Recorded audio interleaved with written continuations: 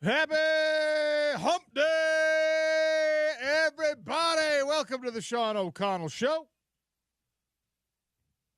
Glad to have you with us, as is always the case. Appreciate you tuning in. You have lots of options. We're glad that you select this as an option, at least for a few minutes in your middays. James Peterson is behind the glass today. He has booked up a heck of a show. Kyle Bonagura, Todd Newcomb, Lee Schwartz. All right. Well, James doesn't get credit for that. That was actually, that's our guy Jeff Schwartz making the connect. His father Lee wrote a book about raising two NFL sons, and we're going to dive into that. He's got a newsletter. He's got resources for parents who think that they want to raise high-level athlete kids. So Lee Schwartz joining us at 12:30. And we've got a jam-packed 1 o'clock hour, too. Sarah Todd and J.B. Long both set to join us on the show. So good for you, good for James, maybe bad for me because I don't get to sit on my soapbox and crow about my opinions all day. We've got a lot of people who are going to be joining the show. I'm sure all of you tuned in. If you didn't, you really missed out. I'm sure all of you tuned in to the Stanley Cup playoffs throughout and at least the potential game decider or series decider last night probably drew some interest. The Florida Panthers 5-1 victory over the Oilers, and it might as well have been 5-0 because the Oilers got a meaningless goal very late after this game was well decided.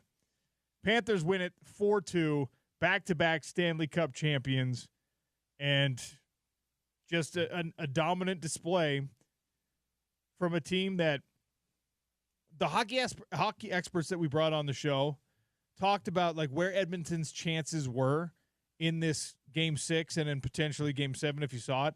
And what they needed was for somebody to beat Sergei Bobrovsky. They needed Leon Draisaitl or Connor McDavid or Evander, whoever. They needed somebody to just find the chink in the armor and exploit it against Sergei Bobrovsky, and they needed to do it in these games early to try to deflate a little bit of that Florida crowd, deflate a little bit of that Panthers bench, deflate some of the momentum that the Panthers have built over now 3 straight seasons heading to the Stanley Cup final, 2 straight seasons in the Stanley Cup championship seat. And unfortunately for everyone on that Oilers roster and everyone who was rooting for Edmonton and the entire country of Canada who still doesn't have a Stanley Cup for one of their local franchises, Sergei Bobrovsky is a wall. And you probably could have given him the Conn Smythe Trophy awarded to the MVP of the Stanley Cup Finals. Sam Bennett gets that instead. We'll get to that here in just a second. But what was it? I think it was 5 of the 6 games played in the Stanley Cup Final.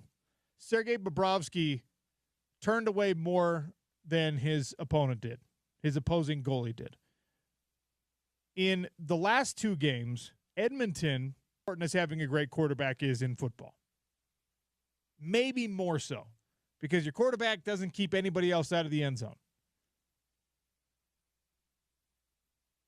Sergei Bobrovsky, I mean, look, there were a couple of games where he was not his alien self, where he was not necessarily the best version of playoff Bob that we've ever seen.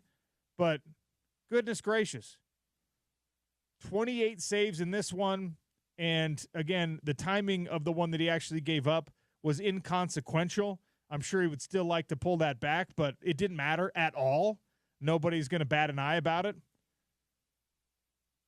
He did not allow Edmonton any breathing room. He did not allow them to build any momentum. He did not allow the guys skating on that ice alongside Connor McDavid and Leon Draisaitl, or those 2 stars themselves in these last 2 games. He did not allow them to feel like they had a chance. Because that's what happens. If Connor McDavid goes God mode and starts scoring things, and by the way, he's able to beat the defenders, he's able to beat the other 5 guys, but not the goaltender, it kind of doesn't matter how pretty that puck handling is, how incredible your vision is, how great you can skate. If there's a brick wall in the crease, There's nothing you can do, even with the best player in the world. I don't know who's considered, James, the best defensive player in the history of the NBA. Like the best shot blocker in the history of the NBA. Well, so I mean, statistically, it's Hakeem Olajuwon. Okay, but a lot of people probably would consider Bill Russell, but they didn't count block shots back then. Okay, so Olajuwon has the most ever. Our guy Mark Eaton, may great. rest in Dikembe peace, Mutombo was incredible.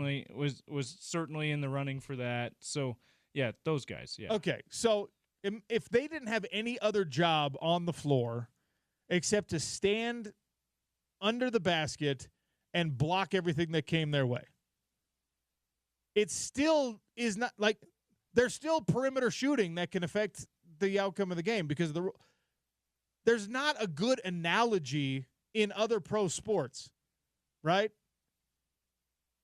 There's no one individual that affects whether or not you can score to that level. And please don't text in 877-353-0700. What about great goalkeepers in soccer? The geometry of it, the trigonometry of it, the math of it is just drastically different. The goal scoring area available to you in soccer it dictates that, like, if you just guess wrong as a goalkeeper, you're screwed. There's nothing you can do. Yeah, it is kind of a wonder that there's not way more goals scored in soccer, given how big the net is. It's enormous. Now, of course, so is the playing surface. Yeah, the playing surface is huge, and you just cannot be near as accurate with your feet as you are with your arm or whatever. But it's still just like, that's like hockey players probably see the net for soccer and are like, I feel like I'd score every time. You know what, James? In honor of John Brinkus, the late great John Brinkus, we should test out that thing you just posited there. Are soccer players more accurate with their feet or hockey players more accurate with their sticks? It's probably hockey players. I would think so. Obviously, you'd have to do a lot of tricky math. Maybe Andy Larson, data analyst Andy Larson, can figure out. Like, just give me the best shooters in both sports, and by percentage, like, go off the distance. Like, all right, like you got to be at the blue line or whatever, however far that is from the soccer goal. Like, you make it an exact analogy. And then you just get the best shooters and you give them targets and you see how often they hit that target. Yeah, okay. That's how I want to do this experiment. All right, let's work this out. Clayton Keller, if you want to volunteer, we'd love it. How cool would that be? Diego Luna, you want to volunteer? Okay. James, did we just give us a call? Did we just come up with the best radio extravaganza in the history of Utah sports? We have an accuracy contest. And you know what? Let's figure out a way to get the Jazz involved and figure out a way to get Utah football involved. Yeah, let's get the best long-range shooter on the Jazz shooting half-court shots. Okay, too. let's get Devin Dampier has got to do like an old school Pro Bowl weekend type accuracy challenge on the moving targets. Yeah. In any case, Sergei Bobrovsky could have been given the MVP award. It was handed to Sam Bennett instead. And that, my friends, is where things get incredibly interesting. Name for me off the top of your head a better performance heading into unrestricted free agency than what you saw with Sam Bennett. His agent gets to sit down with every interested team, and the Mammoth are likely to have some of those conversations and say, yes, we think that he is an $8 million a year player. I don't believe that. Come on. We saw what happened with him in Calgary. Like, come on. He's the benefit of a great situation in Florida. Okay, wonderful. Name for me how many guys on your roster currently have a Conn Smythe trophy. Florida won a second consecutive Lord Stanley's Cup, and it was decided that my client was the number one reason for that. Now, if I'm the GM sitting across the table, I go, come on, we know it was Bob. That's really a Bobrovsky award. But that ruins the whole thing, and so you can't actually say it. So for Sam Bennett, I mean, let's see. Seriously, give me an example, 877-353-0700. Your favorite athlete, your favorite team, whatever, who had someone going into free agency and they were just going to cash in. I mean, Paul Kruger, people maybe forget this. Paul Kruger, I think, ended up with a sack and a half in the Super Bowl heading into unrestricted free agency, if I'm not mistaken. Might have been 2 sacks.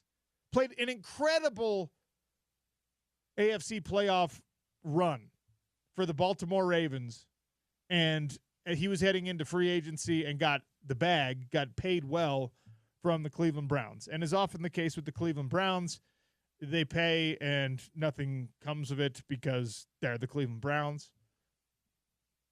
That's a local example I can remember off the top of my head, but good for Sam Bennett. We've talked about both sides of the equation, whether or not the Utah Mammoths should be big-time players for Sam Bennett's services. Yeah, Brogan Houston doesn't seem to think so. Deseret News Mammoth writer. There are people who are just like, I don't know, man. Like, see, here's what I think. Yes, it's valid that Utah's in a position where they need star players to help them get to the playoffs. And even though Sam Bennett is not a first line guy, so he's playing against the opponent's, second, third line guys, which has benefited him certainly in this series. Which is beneficial.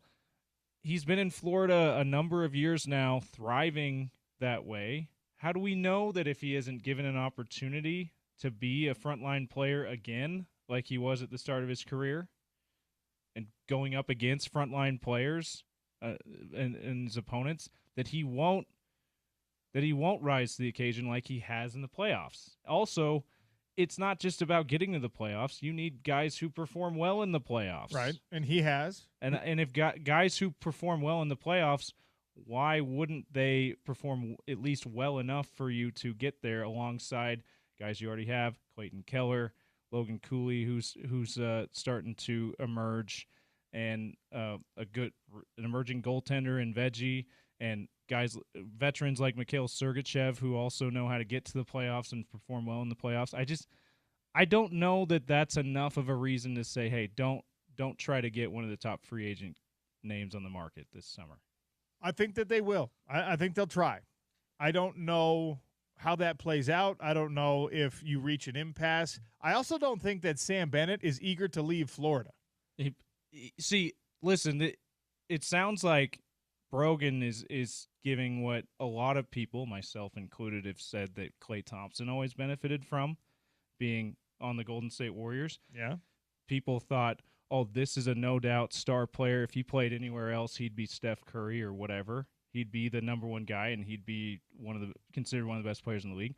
I was skeptical of that because he clearly was as good as he was, because he didn't have to be the number one guy. And maybe Bennett realizes that he is in that category. Yeah, and by Klay the way, certainly did, until he decided to leave for Dallas this year after he was a much lesser player. So yeah, maybe Bennett's the same way. I think Klay deciding to leave the Bay Area had as much to do with Draymond fatigue as anything else, and as much to do with just like needing a change of scenery after some nightmare injury type situations. Yeah, and his last game as a Warrior was that 0-for-10 game that he probably got a ton of flack from when they were eliminated from the play-in tournament, and he was just like, you know what, I need a change of scenery. But that's, I think, a good player to bring up as an example. Sam Bennett is a guy like all-star caliber player who now won the MVP award for the Stanley Cup Final. There were some of the best players in the world were on the ice for that series. And Sam Bennett is the guy who got the MVP award. By the way, his teammates scored 4 goals, hat trick plus 1 in the clinching game. You know what, though? All respect to Sam Reinert, but 2 of those were empty netters. Oh, 2 of them were empty netters. Yeah, but 2 of them were the empty first netters. 2 weren't OC. Come on now. Look, not that scoring empty netters doesn't count, No. but scoring empty netters Definitely not hard. It's not the same thing. And then that was a product of the team. And look, you want players to find not only the right contractual situation for themselves, but then, you have to ask the question, do I want to be a highly valued member of the Florida Panthers, who are the early odds, by the way, DraftKings early odds for the Stanley Cup champions next year? Florida is second.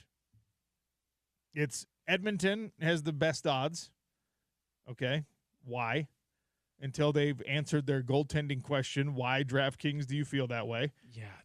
I guess even DraftKings gets bored of the Florida Panthers' success. So it's Edmonton 1, Florida 2, and I think I saw Dallas 3. And Dallas, by the way, looking for a coach because they got rid of Pete DeBoer after that debacle with him throwing his goalie, Jake Ottinger, under the bus. So if I'm Sam Bennett and Brad Marchand, for that matter, I'm looking around and I'm saying, like, you know what? I can get paid more somewhere else because Florida has the same problem that the San Francisco 49ers have, the same problem that the Philadelphia Eagles are starting to develop, the same problem that a lot of great teams in salary cap leagues have, where it's just like, man, I have this luxury of having all these great players, but I now have to pay all these great players, which means I probably am not going to dump an excessive amount into a second-line guy, even though he's an extremely valuable, highly respected second-line guy. So you can make more money somewhere else. If you come to Salt Lake City, you're going to make more money, all right? But he's probably sitting there and going, okay, I can get the Utah Mammoth closer to a Stanley Cup. If he's realistic with himself, he's saying, I'm not going to get them to a Stanley Cup anytime soon. I'm not going to go win a Stanley Cup if I sign with Salt Lake City, if I sign with the Utah Mammoth. I'm playing a long game here. And he's young enough that he might want to play that long game. But if you're just holding one up next to another, would you rather make $7 million a year in Salt Lake City and probably not win a championship for 3+ more years? Or would you rather stay in Florida, make 4.5, and chase a cup next year and probably the year after before other contracts start to become an issue? This is by the way where people like me and you and probably a lot of other sports fans of this market who are getting into hockey have to start guessing what a good number is for salary-wise for a top player in hockey, because it's way less.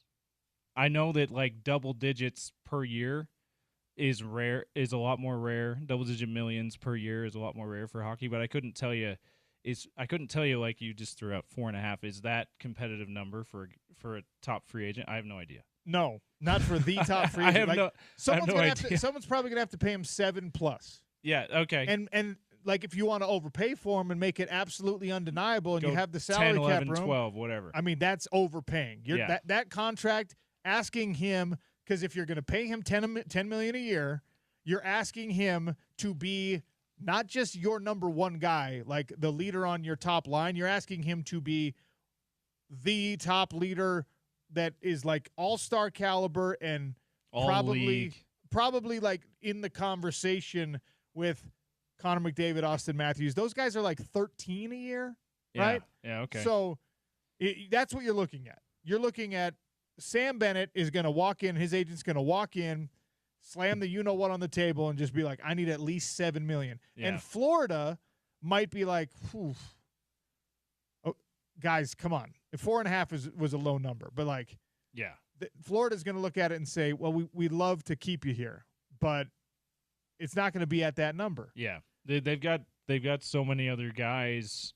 One of the reasons why they were so dominant in these playoffs, and even though there was a lot of close games in the final, they proved to be very dominant at the end of that series too, is because they have so much depth. They have so many guys who, so many teams would want just one of those guys, right? So they're gonna demand more money than they probably feel comfortable paying.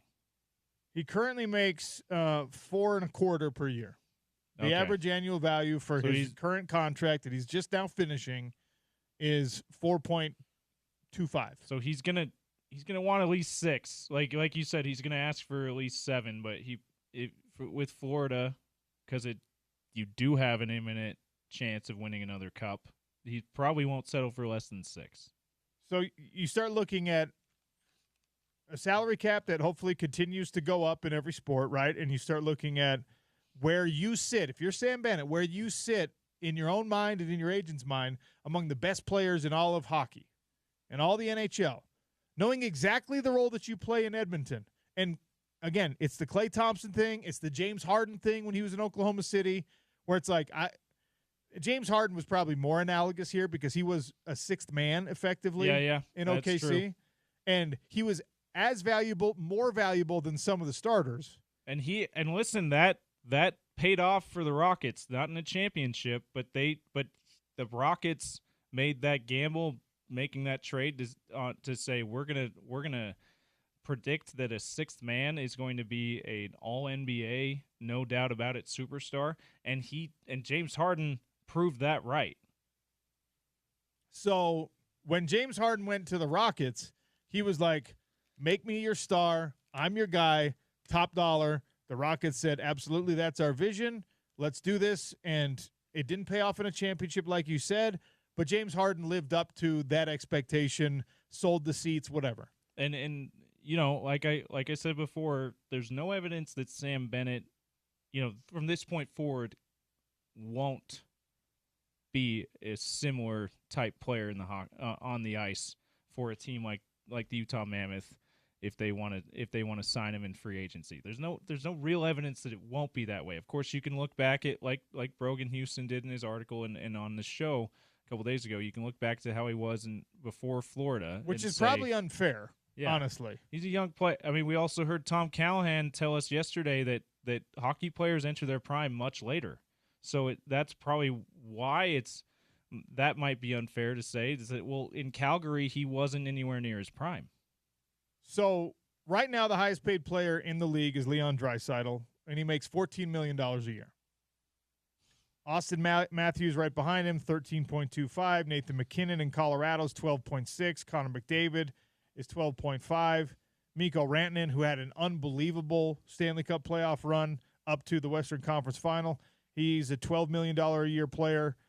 You're probably not putting Sam Bennett in that category, right? And that's where if you're saying Sam Bennett is not a guy to go after in free agency, you're saying at that number, right? You're saying but if he were to agree to, like you said, somewhere in the 7s, I think that's a worthy gamble on a guy like Sam Bennett to say, hey, at $7 million a year, we think you can be a number one guy. And here's the reason why it's a question, even whether he ends up back in Florida or not, is because Barkov makes $10 million a year, Bobrovsky makes $10 million a year, Tkachuk makes $9.5 million a year.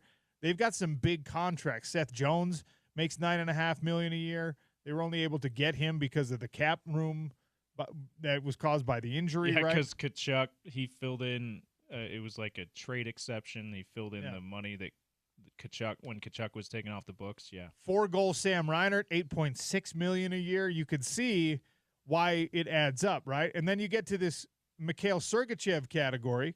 Again, we're talking about, is Sam Bennett worth X number of dollars to the Utah Mammoth, right? Coming off a Conn Smythe Trophy performance, great playoff, great Stanley Cup final.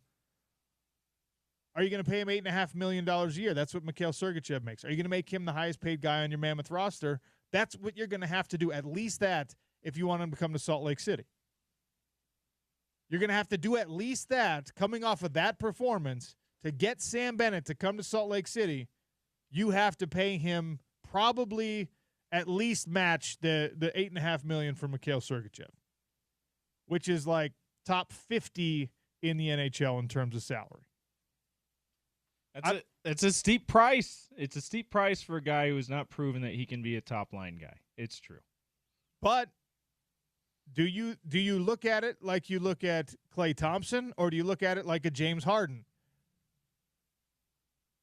Because that's the question. If he's a James Harden, absolutely worth it.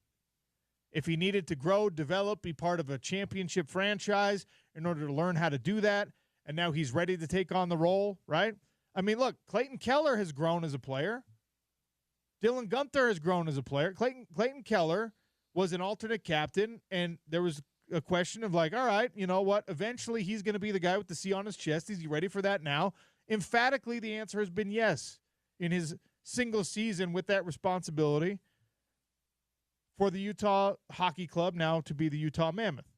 Same thing with the international, with the men's national team, with the Olympic thing, right? You got snubbed. You got left off of the Four Nations roster.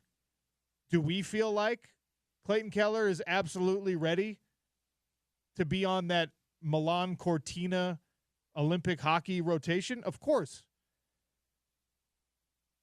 Was he ready for the Four Nations? I think so. Was he ready when he was a Arizona Coyote for a situation like that? Probably not, right? Growth happens. So the Sam Bennett question is an important one, and the Sam Bennett trophy, the Conn Smythe Award, the Finals MVP award, changes this conversation in a non-insignificant way. It's a pretty serious deal. It's a nice bargaining chip for him and for his agent. It doesn't actually tell you that he's ready to be the number one guy on a top line, but it does tell you that he really performs when you get into those playoffs and in those high-pressure situations. Except for him, the pressure is taken off because he's not Kachuk. So we'll see. I also, James, I can't help myself. I put up another start bench cut on the old tweet machine. Yesterday was tough for people when we did the Pac-12 era, Power 5 era return specialists. We're doing it again, but this time with the offensive tackles. In the Power 5, Power 4 era for offensive tackles at the University of Utah. Start, bench, cut. Garrett Bowles, Spencer Fano, who's, of course, currently on the roster.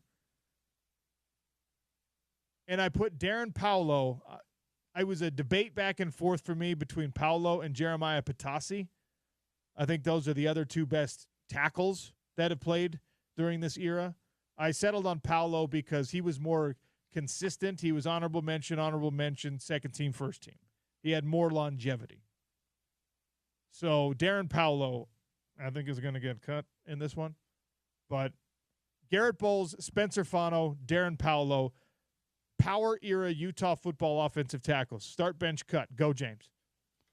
Okay. You know what? I'm going to start Spencer Fano, even though his story isn't completely written All right. yet. Okay. Because of what he projects to be this season, and I reserve the right to change my mind if he has an off year this year, which he won't. So I'm going to start Fano, bench Bulls, but you're splitting hairs there for sure, and then cut Paulo. Okay. All right. That's fine.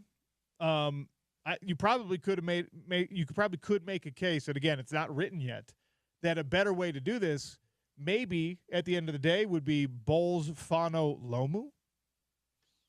He's not as decorated yet as Darren Paulo. If he has as big a year as he's expected to this year, though, he probably gets enough accolades to warrant being in the conversation. I mean, they're both making appearances on preseason award lists, more Fano than Lomu, certainly. But there's a serious draft conversation, first-round status being thrown around on both of those guys.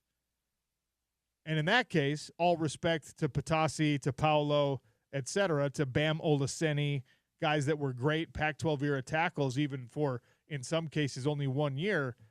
If you get that from Spencer Fano and Caleb Lomu on the same year on the same roster, then we might have to do a start bench cut again next summer and revise this one. 877-353-0700. Always, you can weigh in there. Love to hear from you. At Real OC Sports as well on the tweet machine.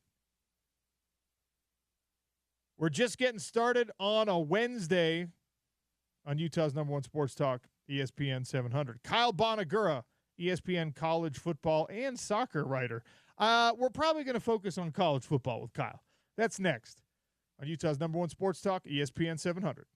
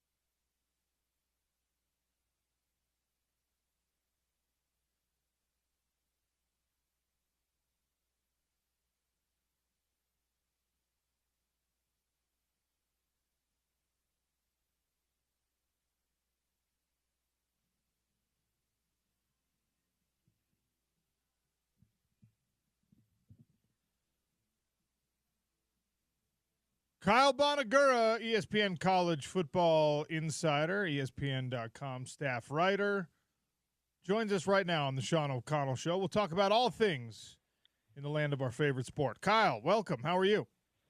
I'm doing good, Sean. How are you? Doing all right. Glad to have you on the show. I saw a headline yesterday that I didn't know how to feel about it. I can't tell if I'm discouraged by it, if maybe I feel like it's ultimately the right thing to do. But the headline was something to the effect of the college football decision makers are ready to start over when it comes to this remaking of an expanded college football playoff, that the 4 automatic qualifiers for SEC and Big Ten has been rejected enough that maybe that's not the right way. The 5+11 model that was gaining some momentum, I don't know. We'll see. What are you hearing? Are they really ready to start over and go back to square one on figuring out what's next for the college football playoff? I mean, it's a good question because I think it invites a lot of different possibilities of how to read into it, right? Is it people who are just posturing because they feel like it's going to adequately get their agenda passed quickly? Are they really going to start over? I think it's best here to always look at kind of like the history of how this stuff works, right? And it's always, any changes in college football are always incremental. It's always subtle. It's always slow. So I do think inevitably the field will grow. To what number? I think that will probably change over the years as well. I mean, I think it's fairly instructive to look at FCS and see what their structure looks like. And look, it's worked at that level for a long time. But I think what people are kind of realizing is that the playoff is devaluing bowls, right? And so I think the more teams you have, the more money you can make, the more the more included the country can feel in terms of college football. So yeah, I mean, that's kind of like a long-winded way to kind of answer that, because I just don't think there's any real understanding of like what is going to be the next step. I think we can only look to know that it's just going to be bigger down the line, and the structure is going to be what it is for a year, and that it's always going to change, right? This is maybe an unfair follow-up on that, but do you feel like whatever is settled upon for an expanded college football playoff, and I think it's going to be 16 teams, I think it'll be something that favors the already rich getting richer, but does it then affect conference realignment, another round of conference realignment, a further step or movement toward the super conference, AFC, NFC kind of system that I'm among those who think that's an eventuality, that it's coming. Does the decision made on the college football playoff in the short term affect that in the long term in your mind? Yeah, I don't think so. I think like you, I think the super conferences are coming regardless. I mean, we're almost there already with just the way that the money how the money looks in the Big Ten and the SEC compared to the ACC and Big 12, right? So they're certainly already a very tiered system. The attempt to get those at-large bursts for those two conferences felt a little unnecessary, right? Like, the odds are that there would probably, like in a 16-team playoff, there's probably, if you're not going to get 8 from those two, it's like maybe 7, right? Most years, if you just look at history. So it felt like you didn't need to build in the automatic bursts for the schools that were probably going to get it anyways. That just kind of seems silly for me. But it did show that, look, those schools those conferences wanted that. So they're thinking in those terms. And so, yeah, like I feel like it's fairly instructive about what they want the future of the sport to look like, to be more exclusive, to be, place the emphasis on them and create more separation. So, yeah, like, is the playoff structure related? I don't necessarily know if they're tied to each other, but I think like you can kind of get a sense in terms of how things are moving as kind of insight into what the thought process is from the people who have most of the power.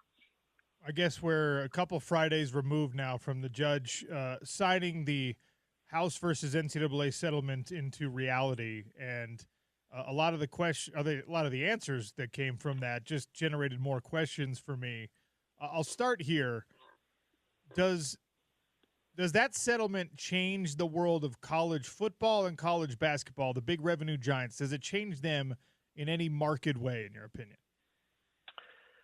Yeah, so I think there's a couple ways to look at it. Like, does it change it from a like fan standpoint? Like when you turn the TV on Saturday, is it going to look different? Like, probably not, right? There was already a lot of money invested in these sports, and certainly I think the bigger change was just the NIL changes in the last few years. The fact that these kids were able to get paid separately, right? That was allowed. The fact that the schools are now able to pay, up to, whatever it's $20 million distributed over the athletic department. I don't think you'll see a big difference as a fan, right? Like there's some behind the scenes structures that'll be different. Like they're going to have audits in the NIL. Some of that is like incredibly boring to talk about, right? But as far as like what we see, how we consume college football, I think it's going to be pretty similar to the last couple of years. Like I think for me, it's like the transfer rules and the NIL rules were significantly more impactful in terms of how the sport looks and feels than the settlement coming off the heels of those. That was another thing that caused me to have more questions out of the answer. It's like, yeah, we're going to have this new body, this new commission that is going to determine whether or not fair market value is being distributed by NIL deals and whether or not they actually make business sense. And so I was like, okay, so you're going to try to police pay for play through NIL, or you're not going to actually have the teeth to do that. I cannot even imagine a system in which you unring the bell, you put the genie back in the bottle, and players that are hearing their high school buddy from 2 years ago got $1 million to show up somewhere are now just going to accept the idea that a school can't give you that until you're actually on campus. Is this new commission going to have any teeth? Are they going to be able to enforce anything? Absolutely not. I mean, it's incredibly silly to think that someone's going to be able to assess market value. Market value is whatever someone is willing to pay. Exactly. Right? Okay. Market value is exactly what I just said. And if you're going to tell some, car dealer in Salt Lake City that, he doesn't feel like, you're going to tell him how to spend his marketing dollars. Like it's so easy to dismiss out of hand. And then like the litigation that will come from that is, going to be just ridiculous and frustrating, and we're going to be looking around like asking, what are we doing? I mean, but that's in a way that's encapsulated how the NCAA has operated its entire existence, right? Like they come up with these, short-sighted solutions for complex problems and tell everyone that they're trying to keep the best interest of the sport and the student athletes, right? But that's not the case. That's never been the case. So some of that stuff, it's a lot of people spending way too much time coming up with solutions that are going to have no real impact on anything. ESPN college football insider Kyle Bonagura is our guest here on the Sean O'Connell Show today. Are you buying or selling on the Utah Utes as a championship contender in the Big 12 this year? I mean, I think there's a lot to that, but probably not is the easy answer, the kind of off the cuff answer. Like after last season, when what you saw, there's they haven't earned the right to be considered a favorite going into this year. But again, this is a completely new world of college football. It's so hard now to have a real. I mean, it was hard before to really predict college football in the preseason. Now with so much fluidity, roster fluidity, no one really has a great sense of any of these teams. I mean, Arizona State, no one thought that they would be what they were last year. I mean, Colorado overachieved. I mean, there's so many examples now to show that no one knows what they're talking about this time of year, which I think actually kind of makes it fun, right? Like if you're a bad program, you don't have to check out for a few years. Like you can say, all right, well, let's write this in one off season, and you can be, you can allow for the possibility that you're going to be good. So I think is Utah a preseason favorite? No, I don't think so. But at the same time, there's enough precedent now to say, hey, but don't rule them out also. Yeah, I mean, Arizona State was picked dead last year, ended up winning the conference. BYU was 13th, ended up having a great year. And the outlook for BYU was through a lot of the summer and the spring, people are like, oh, yeah, that's them and Arizona State. They're bona fide contenders. Not the only ones in the Big 12, but now there's a big question around the quarterback situation there. What do you think happens? Yeah, I don't know if I want to touch that one just because it's such a touchy subject, and you just don't know how it's going to play out, right? Look, I mean, if it's unchanged, right, and if Retzloff comes back, he's the starter, and that's that. Like, I think they've got a proven guy who's shown that he can lead a successful program. And if things off the field progress in a way where he's not the guy, yeah, I mean, now you're starting over with a new quarterback without an unproven name. And I don't have any insight to where that's headed or where things are leaning there. So I think it's probably best just kind of set those two scenarios aside and just kind of, wait and see what happens. Yeah, fair enough. Texas Tech was like the big spender in the Big 12, certainly, and one of the big spenders in free agency, because that's what it is, in the transfer portal with NIL money.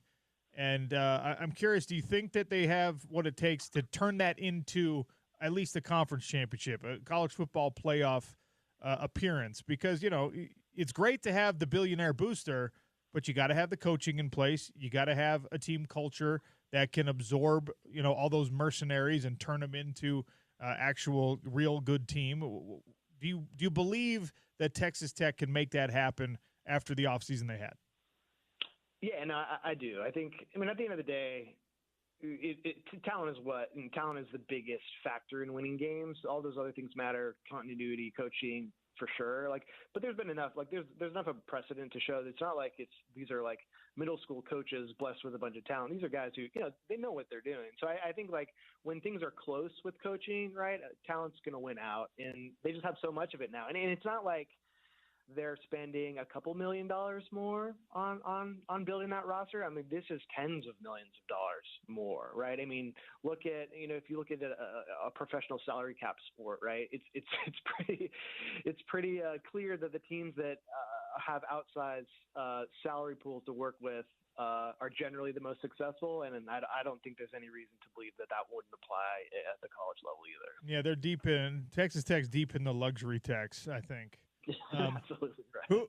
Who generates more college football headlines this year, Bill Belichick or Deion Sanders? Oh, that's a good one. Well, I mean, I would have said if there was no off the field stuff in North Carolina, it probably still would have been Deion. But since the introduction of the soap opera in Chapel Hill, I feel like he certainly made a strong off season to challenge Deion for the throne of most stories unrelated to what's happening on the field. So yeah, that'll be fascinating to see how that plays off. I think the fact that you have look, Bill Belichick's the most successful, NFL coach of all time. Going to the college level is an incredibly interesting experiment. I'm actually working on the story right now. It'll publish next week about Bill Walsh's return to college football in the 90s after overseeing the 49ers dynasty, which has been really fascinating to dive into. Actually talked with Tom Holmoe about that because he was on the staff with Bill Walsh at Stanford. But anyways, yeah, it's a fascinating experiment, and I think the fact that Deion's been there a few years, a little bit of that probably has worn off. So in year one with Belichick, he'll get my vote for that one. Do you think Deion has success without two of the best players in the country on his roster? I do not. Yeah, I mean, so much of what they were was Travis Hunter just making play after play, and Shedeur getting up after getting knocked down and making big throws down the field. And without those two guys, I mean, look, they're better off than they were a couple of years ago before Deion arrived. But yeah, I think it's certainly reasonable to expect a pretty significant drop off after losing two players of that quality. So yeah, I don't think. I mean, Colorado is going to be interesting because just Deion has this incredible force to make just the gravitas that he has is remarkable, and love him, hate him, like people are going to be paying attention. But I don't necessarily think that they're going to be as good this coming year. Kyle, after working in the Pac-12 sphere for as long as I did, I still am not really over the death of that conference and the way that it has changed the landscape of college football, and all those great teams and programs been scattered to the wind. But I've always been very fascinated with Stanford in particular because, I had that year working in the Bay Area and got close to some Stanford people and thought it was so strange that the team was so good and didn't have community interest and couldn't sell out a home game, and just was like, it's the weirdest place in college sports. But it was awesome when they were great. And I wonder, do you think, will they ever be great at football again at Stanford? Yeah, I think so. I mean, I think there's Because I mean, there's a couple of factors here, right? Like, you're always going to there always is going to have the education component at Stanford, even in the NIL era. I still think has true allure to it. Like, it's a world class institution, and you're gonna have people who value that more than getting a couple $10,000-$20,000 more than someone else. And they have a lot of rich donors, right? And so I don't think I think at some point you'll have people who are going to be willing to get them competitive in NIL to the point where, look, you can be competitive in the ACC for sure. Stanford's always been there's always been waves of success and then dips and success and dips, and I think that will continue to be the case there. They always seem to attract good quarterbacks. That's going back 50 years. I mean, Jim Plunkett won the Heisman in '70, and you've had, I feel like, a number one overall pick, every decade since then is what it feels like. But look, I think Andrew Luck's a sharp guy. I mean, I had a chance to talk with him a number of times over the years, and he's committed to to the football side of things. And if you get the right coach in there, it's still a place that you can win at. Now, if you're asking me if they're going to ever start filling that stadium again, probably not. I mean, even when Christian McCaffrey was there, they weren't selling out Stanford Stadium. They were still going to the Rose Bowl, winning the Rose Bowl. I mean, I grew up here. I live here in the Bay Area, and it's just, and from being here for a year, like, it just is not part of the local media landscape when it comes to sports, which makes it really interesting because there has been a lot of success there over the years. Before I let you go, will Texas win the SEC? No. I mean, they'll win it someday, but not this year. Yeah, it's another one, right? I think I'm very, like, this is kind of a cop out, but it's just a numbers game, right? If I'm taking Texas or I'm taking the field, I'm taking the field, and that's just the way my brain works logically. I certainly wouldn't be surprised, but there's just so many other teams that are right there on par with them, talent. Okay, how about this one then? Does the Big Ten or the SEC emerge from this year with the bragging rights of we're the best conference in college football, we crowned the national champion, et cetera? Yeah, so I think the SEC will still have the we are the best conference thing going for it because, like, they're just going to point to depth over the Big Ten. Whoever wins, who wins the national championship, I think, is part of that kind of conversation, but for me is not the end all be all, and it's certainly a nice bragging rights that the Big Ten has had and try to kind of take over that mantle. I mean, I'm more interested in Big Ten football, so I would hope that the Big Ten kind of steps forward because I think it's better for the sport to have kind of that label of best conference move around a bit, but I think it's probably still the SEC. Kyle, thanks for giving us some time today. Love your stuff, and we'll get you on again pretty soon, before the season at least. Sounds good. Appreciate it, Sean. Kyle Bonagura, ESPN.com. ESPN College Football Insider, writes a bunch of soccer stuff as well. Kyle, like, when I started talking to Kyle in my radio career, he was like a Stanford beat guy.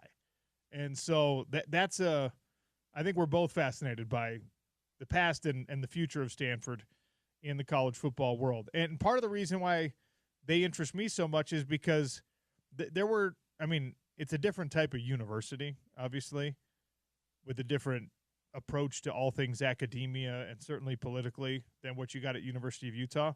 But the best versions of Stanford football and the best versions of Utah football were like twin brothers. And they had some epic matchups. They smashed up into one another for years in the Pac-12 conference, and Utah pulled off some upsets, and Stanford pulled off an upset, and I don't know. We'll see how it works out. Kyle, we should start marking it down. We should get a whiteboard, James, and do like a tally on who's buying and on who's selling the Utes as Big 12 champions this year. And I don't say this. I appreciate Kyle's thoughts and his time, obviously, but like last year, maybe he thought yes. This year, no. Last year, we were all wrong about Utah. If he says no, this year, maybe we're wrong again, like we were all wrong about BYU and Arizona State last year and Colorado last year, for that matter. A lot of us were just like, Colorado's going to stink. They're going to be a 6-win team. They ended up having a much better year than a lot of people thought.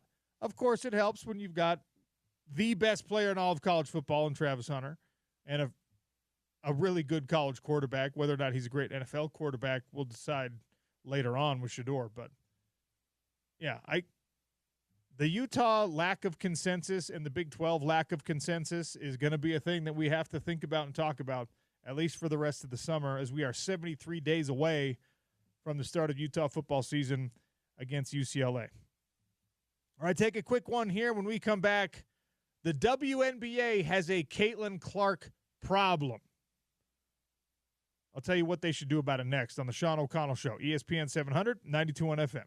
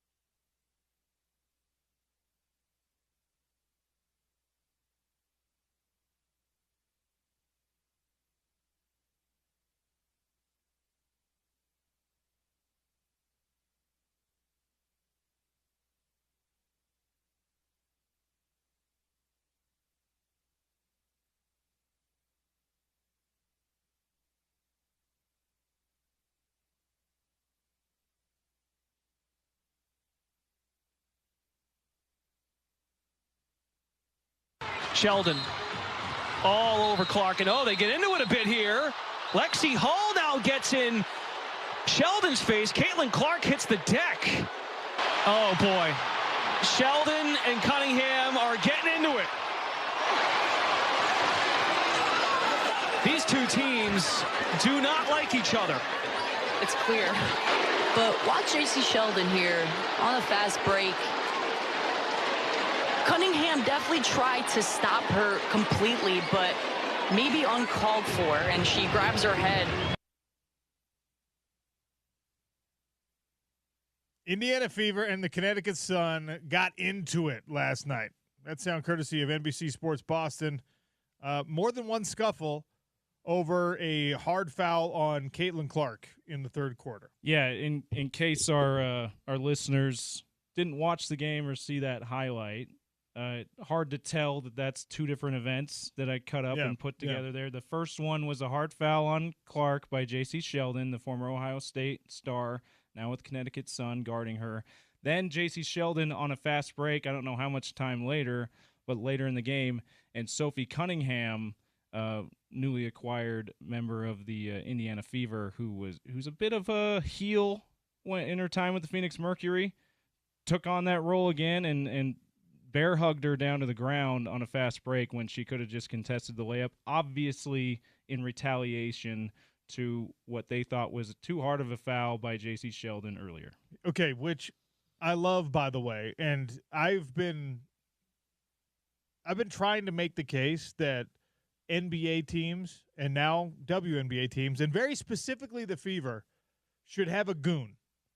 That looks like Sophie Cunningham is volunteering. Like, should have an enforcer. And if that's going to be Cunningham, I don't know how, like, physically tough she really is, but she's willing to embrace that role a little bit. Because the WNBA has this really weird problem with Caitlin Clark where she is the golden goose. She is the reason that a lot of people are tuning in and caring about your product. Most of them, I should say most of us, for the first time ever, all right?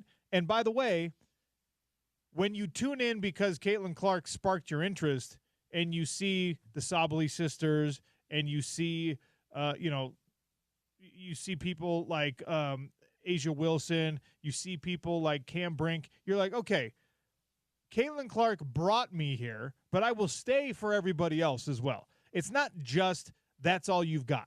Right? For some people it will be, but that's the bet you make, that hey, if we have a draw, they'll stay for more people. Yeah, and for more teams, more people. And for whatever reason, I don't know if it's Caitlin Clark behind the scenes is actually horrible to everyone. I don't know if it's just jealousy over the fact that she is the star that everyone wishes they were, but we've seen this now from several different teams, several different players on several different teams in the WNBA. They have a problem with Caitlin Clark. They go after her harder than they would go after someone else. They specifically have a problem with Caitlin Clark, and the fouls are harder. They're a little bit dirtier. They're a little bit cheaper. The reaction to when she fouls is a little bit more volatile. And I'm not just talking about Angel Reese. Like, that's cool, man. That's an old back to the college days rivalry. That's that's a Pistons, Bulls, whatever. Like, that's great. But every team seems like they have a person who's just like, I'm going to show this what. And you can't have that. I slightly disagree. I think we saw this with Jordan when he was younger, and I wasn't born yet, but from the stories and I have heard and highlights I've seen, teams like the Pistons and other teams were like, this guy thinks he's the golden goose. We're gonna be tough on him. We saw this with LeBron in his early years. The Pistons, in that era Pistons with Chauncey Billups, Ben Wallace, Rasheed Wallace and company, and the Bulls with Derrick Rose and company. They had guys that would try to throw LeBron to the ground any chance they get because they thought for some reason a guy who's 270 pounds, 6'9", couldn't handle physicality. Well, and that's hilarious. They were wrong about that. I think Caitlin Clark can handle this. I think she can. It just doesn't make sense from a league business perspective because it's true, it's but apples and oranges. Because the NBA, if Michael Jordan never grew into being Michael Jordan, been fine. The NBA is fine. If Caitlin Clark gets cheap shotted away from the NBA, her love of the game gets compromised, she, heaven forbid, gets injured in a serious way, the WNBA plummets through the floor. Which I don't disagree with that part. I disagree with this has got to be they're jealous. This has got to be whatever. This is we have seen in basketball in particular, but in other sports too. We have seen the old guard see the shiny new toy that everyone's talking about and say we're going to give them an initiation, and it's usually physical. I think that's all this is. I think this is competitive women, top level athletes saying this is our welcome to the league, to the shiny new toy, just like we've seen it in men's sports for a really long time. I mean, you see in much more, like in hockey, for example, there's an acknowledgement in hockey for the most part. Like, yeah, Sidney Crosby got hit. Connor McDavid got hit. Leon Draisaitl got hit. Austin Matthews. Macklin Celebrini is the new guy. These guys get hit and stuff. There's not as much extracurricular activity. That sport allows for the physicality to happen within the run of play. So could be more of an apples and oranges thing. But this is a problem for the WNBA that needs to be addressed. And honestly, the right way to address it is maybe something that the Fever already did, where just like, look, we're expecting her to put butts in the seats, to score points, to create highlights. We don't want her to be the one that has to fight back. So let's bring in a heel. Let's bring in somebody else. I got a name for you, WNBA. I got a name for you, Fever. All right? A gal named Jenna Fabian, who's she's a Kiwi. She lives in New Zealand. All right? She played basketball all growing up, and then she's like 6'2", went into the Muay Thai world, won a Muay Thai world championship, and then went into MMA. She's not a world championship MMA fighter. We had her on our roster for a while. She could play basketball. She's an elite, like, world-class athlete. She also knows how to fight, and she's the one who will stand in front of Caitlin Clark. Be her Charles Oakley, okay. Whatever it is, and you're right, we see it in other leagues. It's not just maybe Caitlin Clark deserves it. Maybe Caitlin Clark is a little bit John Stockton. I think she jaws a bit too, and I think that gets under team's skin, we get the old school stories skin. about John Stockton, where John Stockton was like the dirtiest player in the NBA. Yeah, maybe Caitlin Clark's got that in her. Yeah, whether that's the case or not, the WNBA is not in the NBA's shoes. The WNBA is not in the NHL's shoes even. They're not in the NFL's shoes. The WNBA, for better or worse, has to treat Caitlin Clark differently than they treat other people. And by the way, referees eventually got the memo with Michael Jordan and with Kobe Bryant. Like, teams were not allowed, even if at the early days before like the true mega stardom emerged for those guys, the Pistons were allowed to knock Michael Jordan out of the air. If you were doing that later in Michael Jordan's career, the league was going to regulate you. The referees were going to regulate you. And much more importantly, the players on your own team were going to regulate you. Yeah, absolutely. You can't do that to Mike. You can't do that to Kobe. You don't do that to LeBron James. Like, these guys are now you see this full arena. The people are here to see that person. That person has earned a certain level of respect. They've earned a certain level of, and maybe the WNBA feels like Caitlin Clark hasn't done that yet. But again, the calculus is so different because, and I hate that it's the case because, I've said this many times before, if the COVID year hadn't happened, Sabrina Ionescu already would have been this. Caitlin Clark's star turn would have happened 5 years earlier with a different player for an Oregon team who, by the way, had better support on her Oregon roster. They probably win a national championship. Sabrina's still a great player, has a shoe deal.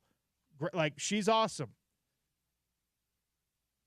Caitlin Clark is a unique animal in the WNBA's history. They've never had this before. They've had great basketball players since the beginning of the league. They've had competitive basketball players since the beginning of the league. They've never had, for whatever reason, they've never had a player that everybody, even casual sports fans, want to watch.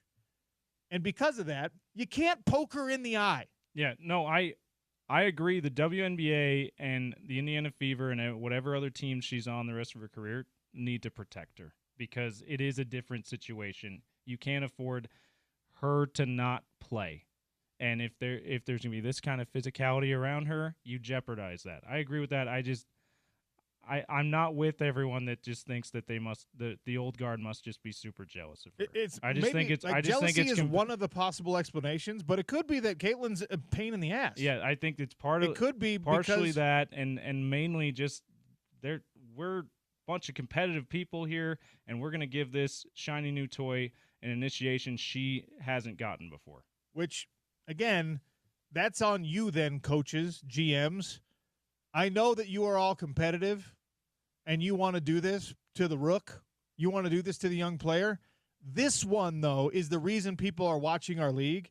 This one, though, is the reason why you guys are not flying coach anymore on regular public transport. This one right here, you can't do that to. Like, it's an easy, whether you digest it and swallow it easily is a different animal, but it's an easy thing to be told. It's an easy thing for an organization or a league or whatever to determine and make the unwritten rule. And by the way, I think Caitlin Clark can handle it. Like, she thrives on it. She hits a game-winning shot, and what is her immediate response? It's not to go over and celebrate with her teammates and just be like, she hits a winner, and she goes over to the bench with the team that was trying to fight her and they were getting physical with, and she starts yapping in front of everybody. Yeah, like anybody, any athlete would. I don't think she's the problem here, but the league does have a Caitlin Clark problem, and they have to figure it out.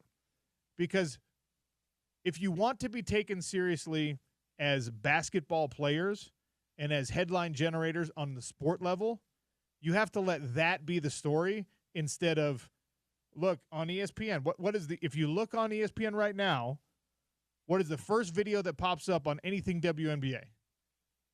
It's them attacking Caitlin Clark. That can't be the thing. It can't be a thing that happens 6 times a season. And right now it does.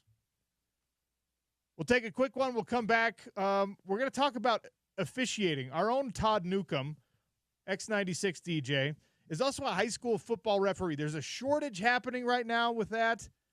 We're just going to get into the football officiating world with Todd Newcomb. It's the Sean O'Connell Show on ESPN 700, 92.1 FM.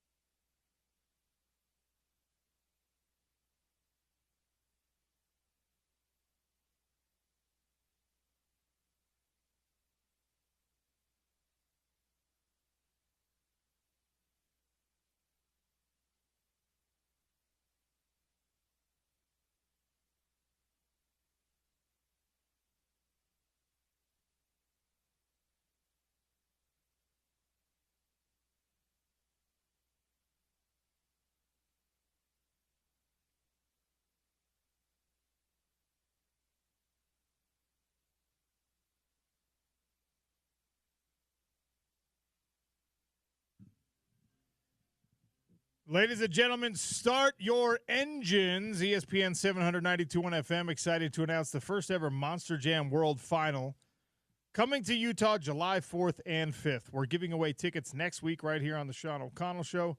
Tickets are also available at Ticketmaster.com. All right, we're deviating a little bit from the norm. We're going to talk some officiating. Todd Newcomb, our very own Todd Newcomb here at Broadway Media over on X96. One of the longtime X90. How long have you been with X96, Todd? Man, since the day it started, so since '92. Wow. Yeah, I'm founding one of the founding fathers of Utah radio. You can hear him over on X96 starting at 2 o'clock, which is perfect because it's right after my show's over. That's right. And he's also a high school referee. So if you've been a high school football player in Utah, chances are at some point you yelled at Todd Newcomb because he blew a call. That's right. I probably called holding on you and took back a touchdown, which is the last thing we ever want to do. How dare you? Do you keep the hat on during the games to hide the blue mohawk? The blue hair. No, during high school football season, this goes away. I shave off my ridiculous hair. Because we want to be under the radar as much as we possibly can. So I don't want to walk in because we come in, and you end up meeting the coaches and the athletic directors and stuff. So I try to look as unlikely as possible. Because you don't want the coach to be like, oh, I got that idiot with the blue hair. He doesn't know what he's doing. It definitely would make coaches yell at you more. Yeah, I mean, they'd be like, where's the blue-haired guy? And it's about the kids. Like I get the spotlight, the rest of the time. So it's like we want to be there for the kids, let them have their moments, and we want to be in the background as much as we possibly can be. So just during the commercial break, we played the ad was on for the high school officials. Like, there's a shortage there for sure, and we need help. When you look at our meetings, it's a bunch of guys with graying and balding heads. Like we need young people to come in and get in and involved with this because it really is. I look forward to it all year long. Like in fact, I'm doing a camp tonight for some training. And cool! I can't wait. Do you have to get in shape for football season? Oh yeah, because they're fast. Those kids.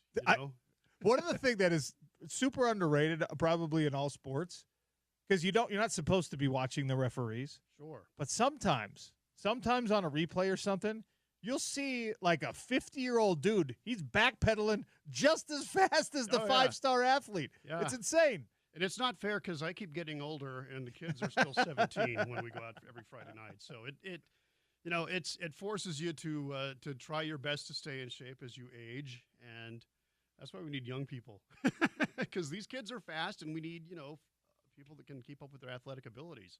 So I guess forgive me for leaning into what might be a stereotype here, but I doubt that there are many alternative radio DJs who are passionate enough about sports as well to be in the least glamorous role that you could possibly have in sports. Why is this why does the Venn diagram meet up in that way? You're obviously a big music guy. Yeah. Right? I mean, you've got a blue mohawk right now. Yeah. One would not be like, I bet he's a huge football fan and would go so far as to say he probably referees for the last 40 years. I'm an oddball, I guess. No, I grew up loving football, and I was a scrawny little twerp. Still kind of am. And so football was always a part of our family. My mom and dad were I can't say it in this room, BYU fans. All right, we'll forgive them. Okay. BYU was great back then. It's they okay. really were. That was their heyday. So and we grew up watching that, and just sports in general, like football, the big one. And I loved it. And in neighborhood games, the kids would play, and it was usually my older brothers, and so I'm like really outsized. And they actually recruited when I was a little kid. They're like, well, let's have you be the referee. Oh, smart. And so that's how that started. Honest, true story. Wow. Yeah, I know. It's. I mean, that's cool, though. No, it is. So there's a bit of nostalgia to it as well. Sean, it's very nerdy, but I'll own it. You know what? There's nothing wrong. I think one thing we've come to the realization in 2025, nerdy is not an insult anymore like it used to be. Well, that's true. See, Nerds run the world. I proudly own it. All of the stuff that we used to call nerdy, or people used to make fun of me for like Star Wars, multi-billion-dollar industry, mainstream pop culture, modern mythology, comic books, all that same stuff. It's funny because the nerd genres of everything have really turned out to be like, well, we're all glued to technology and computers all the time. Yeah, we're the kinda nerds cool. run the world, Todd. We do. And I'm here to try to put a cool face on being a high school football official. So Well, see you if know that what? works out. It is cool. We were talking about this during the break before we cracked the mics open. You've been doing this since the early 90s. Yeah, I started doing youth league stuff up in Ogden at age 21 in 1991, and my first high school games doing JV and stuff and sophomore games was like 95, and then I started doing varsity in the year 2000-ish, I want to say. Well, the reason that is so interesting to me is because that means that, that's when 2000, I graduated in 2002.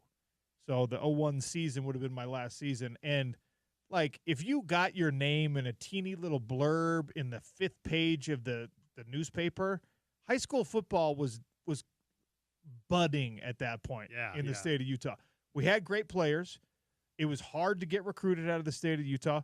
And you've kind of been there as Utah's become a football hotbed, a high school football hotbed that is now producing elite talent for not only BYU and Utah, which kind of was always the case, but every school in the country now has to make a stop in Utah. And you've kind of seen that growth and been there on the field with some of the all-time greats. It's been interesting to see that happen. This has always been kind of this football town, but when you consider on a Saturday afternoon when you got a Utah game and a BYU game, you got over 100,000 people watching football in the stadiums. Throw in Weber State and Utah State. I mean, this is a big deal. This is Utah, a big football town for the state. Now, I've seen a lot of kids come through. Sure. And, you don't always remember them, but you have Jackson Dart, and there's a host of notable kids that have come through the programs here that have gone on, to have great college careers and even, NFL careers. Which is wild because, again, the fledgling days of it was, I think my senior year, if I'm not mistaken, there were 6 guys from the state that had big-time D1 offers. Yeah. Haloti Ngata was the most famous one. He had offers from every school in the country, committed to BYU, pulled the commitment, ended up going to Oregon. It was a big thing. It was a big deal. But now there are schools that have 6 dudes. There are multiple schools that have 6 dudes from one varsity roster that are going to major D1 schools. Yeah, so I mean, you look at Coach Kerr and the program that he has at Corner Canyon. Yeah, that place is just a factory, and those kids put in a lot of work. Yeah, and it's funny because back in the day, it was Skyline was that, right? Skyline was winning all the championships, and then it was Coach Dupay. That's right, then, yeah. Coach Dupay, and then it was my guy Freddie Fernandez up at Northridge had his little, and then Cottonwood had their little time, and it's been Corner Canyon, and it's been Lehigh and Sky Ridge and Bingham, obviously. Brighton continues to produce all these great players. I got my own alma mater, go Jordan Beat Diggers. I had a. I worked one of their games last year. It's been rough, man. It was rough. I mean, look, my They've team had better days, but they'll turn it around. That's what's interesting. Yeah, my team sucked too. We were my senior year. We were like the bad team in between good teams that Jordan had, which I'm not proud of. But yeah, just the way the landscape has changed, and to have seen it and been around for all of it, and now there's 50 more schools than there were when I was in high school. Every year there's another 5 high schools that open, and that means that's 5 more games. Yeah, that's more officiating crews to put on the field. So that's why we need officials, because the state is growing, the sport is growing, the schools are growing, and we're a 5-man crew. So each Friday night light you see, there's 5 officials out there working. Are you always doing the same thing? Or do you every once in a while you got to be the umpire, you got to be the back judge? They try to keep us in the same position. You kind of pick a primary position and a secondary position. And about 5 years ago, I went from being on the wing on the sideline to white hat. Oh wow! So and that's where I've always wanted to end up. Okay. So I'm living the dream. Was that a significant transition from I actually have to do a much different job now thing? And half of it is administrate. You're in charge of your crew. You're a crew chief. Yeah. So you're not only out on the field doing all that white hat referee signaling the penalties and stuff, but you're in charge of rounding up your crew, making sure they're all on the same page. You're conducting your pregame meetings and your pregame trainings, and there's a lot that goes into it. And you're submitting these. We keep track of all the fouls. You have to submit the foul report to Jeff Clough, and so there's some behind the scenes additional duties that arrive with working the referee position. How often do teams try to blatantly cheat? It's rare. It's they're in high school. The higher the level of the game, the better the coaching and playing and officiating and key understanding of the rules is. So you don't see a lot of sneaky stuff on the varsity level. I'm not saying it doesn't happen, because it does. But go out on Saturday and watch the Ute conference, and you'll have some creative coaches. It's like, coach, you can't. That's not a legal play. You can't have. I remember this one. I remember there was a play where the center goes to snap the ball, the quarterback touches it, and then the center just keeps the ball and takes off running. It's like, that's not. You can't do that. I was X'd as a young child. Oh yeah, and we ran that play as we called it the fumble Rooski, where I snapped it to the quarterback. Everyone yelled fumble. There was never a fumble, Todd. Mm-hmm. Everyone knew that was a play, so everyone on the line yelled fumble, and I just kept the ball and ran. I'd probably work that game. Well, if you did, then you sniffed it out, because we immediately got a penalty and got it called back. It's like, that does not work. My one moment in the sun as an overweight child with the X on his helmet. Thanks a lot, Todd. Oh yeah, don't even get me going on the X player rules and things in Ute conference and youth league, because there's a lot more rules to that. And I started out doing that. I did Ute conference and youth league in Ogden for about 15 years. And then it's too hard to do all of it. So, because you're out there on a Saturday, you're working like 5 or 6 games sometimes. Oh, no way. That's like a 10-hour day. Yeah, your knees hurt. But they pay you well, and that's a good place to start. Ute conference is a wonderful way to get games and snaps, and you'll be out there, you'll see it all. You'll see the crazy plays like that. And it is probably the best training ever. So if you're going to do high school football, and we'll put you right to work, by the way, if you're brand new as an official and want to do high school games, you will definitely be working JV and sophomore games. Not varsity, not yet, but we'll get you in and get you going. I'm glad to hear that, though, because I know, you don't want someone who's not ready to be. Because those games are important. I know it's just high school football, but when you're on the field, when you're the coach, especially when you're the players, that is your life, man. Oh yeah, like you want the referees to at least know what they're doing. Absolutely, and again, we want to go out there, and all we want is to do a perfect game. That never happens, but we want to do as perfect a game as we can, and we want to not influence anything negatively. Like, we don't want to screw anything up, and then we want to be forgotten about after the game. We want the kids and the plays and all that to be the game. Now, that's not always going to happen. Sometimes there are games and there are fouls and big events and things and whatever, but our goal is to stay under the radar and get it right. Do you ever go back and study your own film? Always. Say, that wasn't actually a hold? You'll find when you do that, or at least for me, sometimes there'll be a situation where it's like, oh God, I hope I got that right. I hope like maybe there was a fumble. I'm like, did he really? Yeah. And then you'll kind of bank that in your head. It's like, I want to watch that third quarter play when I get the film. And most of the time, what you saw is generally correct. You're mostly right about what you called. I've seen things that I wished I could have taken back. I've had, things will happen. So when the state is up in arms over a pass interference call in a game-deciding moment between Utah and BYU, you have the sports fan perspective on that. You also have the referee's perspective on that. How much does that change the lens that you watch just an everyday game through?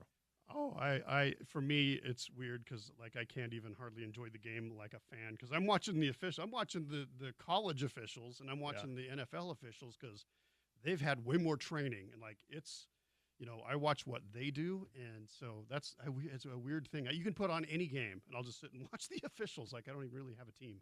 But you for sure would not have thrown the flag and called pass interference in that Utah BYU game. I thought that was the accurate call. Oh, Todd! I was giving you a chance to ingratiate yourself with the Utah fan. I wear stripes. That's what we do. That's my team. I even have the tattoo on my shoulder here. That's cool. He's got the referee tattoo. You can see it on the YouTube channel. That's fantastic. Told you I was a nerd. No, it's awesome. You see if you see a guy with a blue mohawk. The hair will be gone. I'll just have short gray balding. Well, like today, if you drive past somebody downtown, a blue mohawk and a referee tattoo, and you're a Utah fan, you can don't throw anything at it, but we'll have words. You could yell out the window or something. And that's the thing. It's like when you're yelling at an official, you trust me, you don't know the rules. The rules there's a lot in there, and that's where people get frustrated. They're like, why is the referee doing this? And it's because that's the rule. Well, it is fair to say this. Like, I complain about refereeing when it's bad as much as anyone else does. But the thing is, it could be. If referees were bad, then you could have that conversation about every play of every game. Mm-hmm. And really, it's like 4 plays a year that we have these debates on. Sure. Do you make the call at that time? Was that too ticky-tack? So, I mean, officials really in every sport do a pretty darn good job. We really do. And it's the amount of scrutiny that you're under, even at the high school level. Like, we get evaluated. If you're not good, or if you're, that referee's cheating, which I've never seen, but if anything bad were happening, it would be noticed and you'd be not doing it. You'd be removed from the profession. What's the flag you hate throwing the most? Like, I don't want to call holding because it's the most debatable or whatever. Yeah, and we've had a lot of training actually on holding. We've one of the points of emphasis in our training in the last couple of years has been, make those holding calls really be big, make them matter, make sure they're not, because you were a lineman, you know what goes on. It's a wrestling match down there a lot of the time. So you want to make sure it's point of attack. You want to make sure it really affected the play. Sure. And I hate when you put a flag down and then somebody scores. I hate that. That's my nightmare, is having to call something back. I really just hate that. Okay, let me ask you this. Again, I'm going back 24 years for this.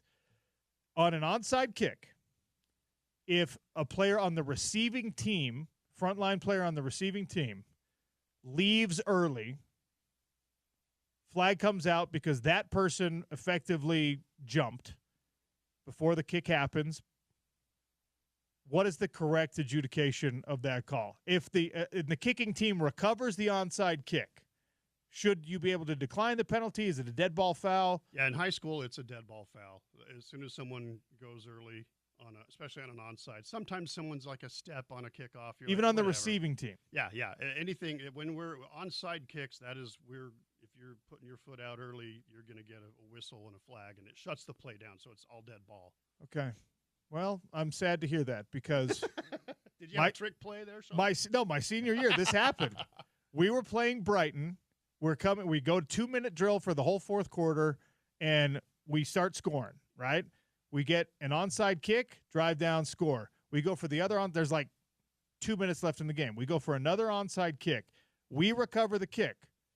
But Brian Keel, yes, that Brian Keel, he was the guy in the center of the kick of the receiving formation, okay? He was the front guy right in the middle for the Brighton Bengals. He left early before we kicked it.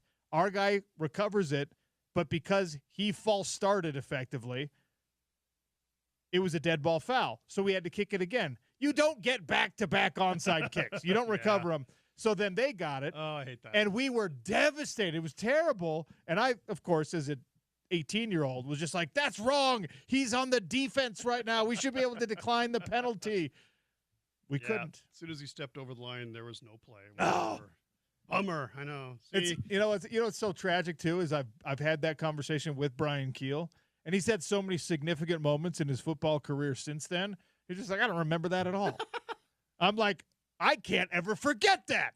I remember an inadvertent whistle that I blew like 5 or 6 years. This is what we obsess over this. And when we get something wrong, and this sucked because it was before I was working referee. I was working one of the wing positions, and it was a televised game. And Dave Fox, he's on doing his play-by-play, and it was a kickoff. And I had in my mind, I had the receiver down with the ball, and so I blow my whistle, come in on the play. And that damn football's rolling around on the grass. And I'm like, oh, boy. So you remember those screw-ups, and you strive to never have that happen again. Well, I'm sure you do more good than bad. Yeah, they need officials. I've got how you can sign up. I've got the details. Let's hear it. You can go to highschoolofficials.com. That's the easy enough. The commercial on the station all the time. Highschoolofficials.com.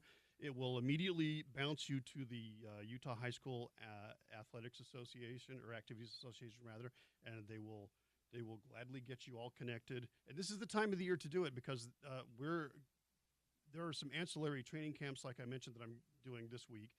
But the official training, the sign up just opened. Like, we're ready to get you signed up. Go sign up. Do it. And eventually you make decent money.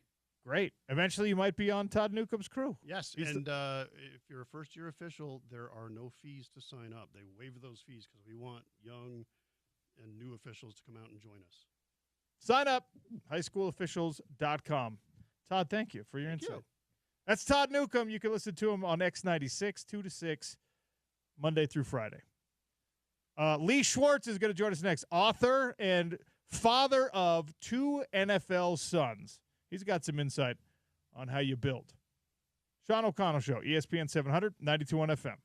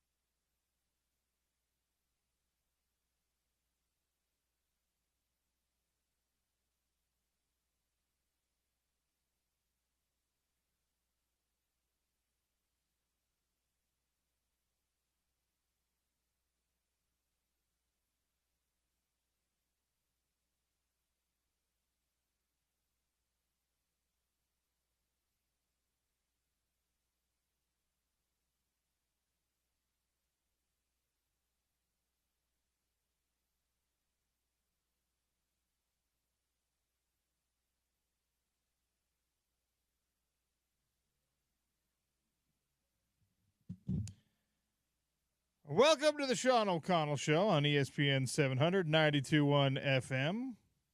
We had a jam-packed show so far. We've got a jam-packed show moving forward, 1 o'clock hour. JB Long at 1:30. Sarah Todd's going to start the hour with us. Right now, a great pleasure for me to welcome in our next guest. He is Lee Schwartz. He is an author. He is also, coincidentally, the father of Jeffrey and Mitchell Schwartz. Jeff was my co-host on Pac-12 Radio over on SiriusXM for 6 years, played for a long time in the NFL. His younger brother, Mitch, played for a long time in the NFL, Super Bowl champion with the Chiefs, And we get to talk to the man that somehow made that possible, the man who raised them. Lee Schwartz joins us on the Sean O'Connell Show. Lee, I'm going to fight the urge to call you Mr. Schwartz, and I'm going to call you Lee because you've asked me to. But if I slip up, don't hate me. I just won't answer the question, Sean. That's all. Fair enough. Fair enough. Well, welcome to the show. I have so many questions about what it's like raising two NFL sons, especially offensive linemen, because they're behemoths at the end of the day. Let's start with this one. The grocery bill for a teenage house full of Jeffrey Schwartz and Mitchell Schwartz, how insane did it get at times? It got insane. What we did when they were teenagers is we subscribed to a service that we bought our meats and poultry and fish from, and they had us put an industrial-size freezer in our garage to hold all the product. They normally would provide 6 months' worth of product at one delivery, and then we would reorder.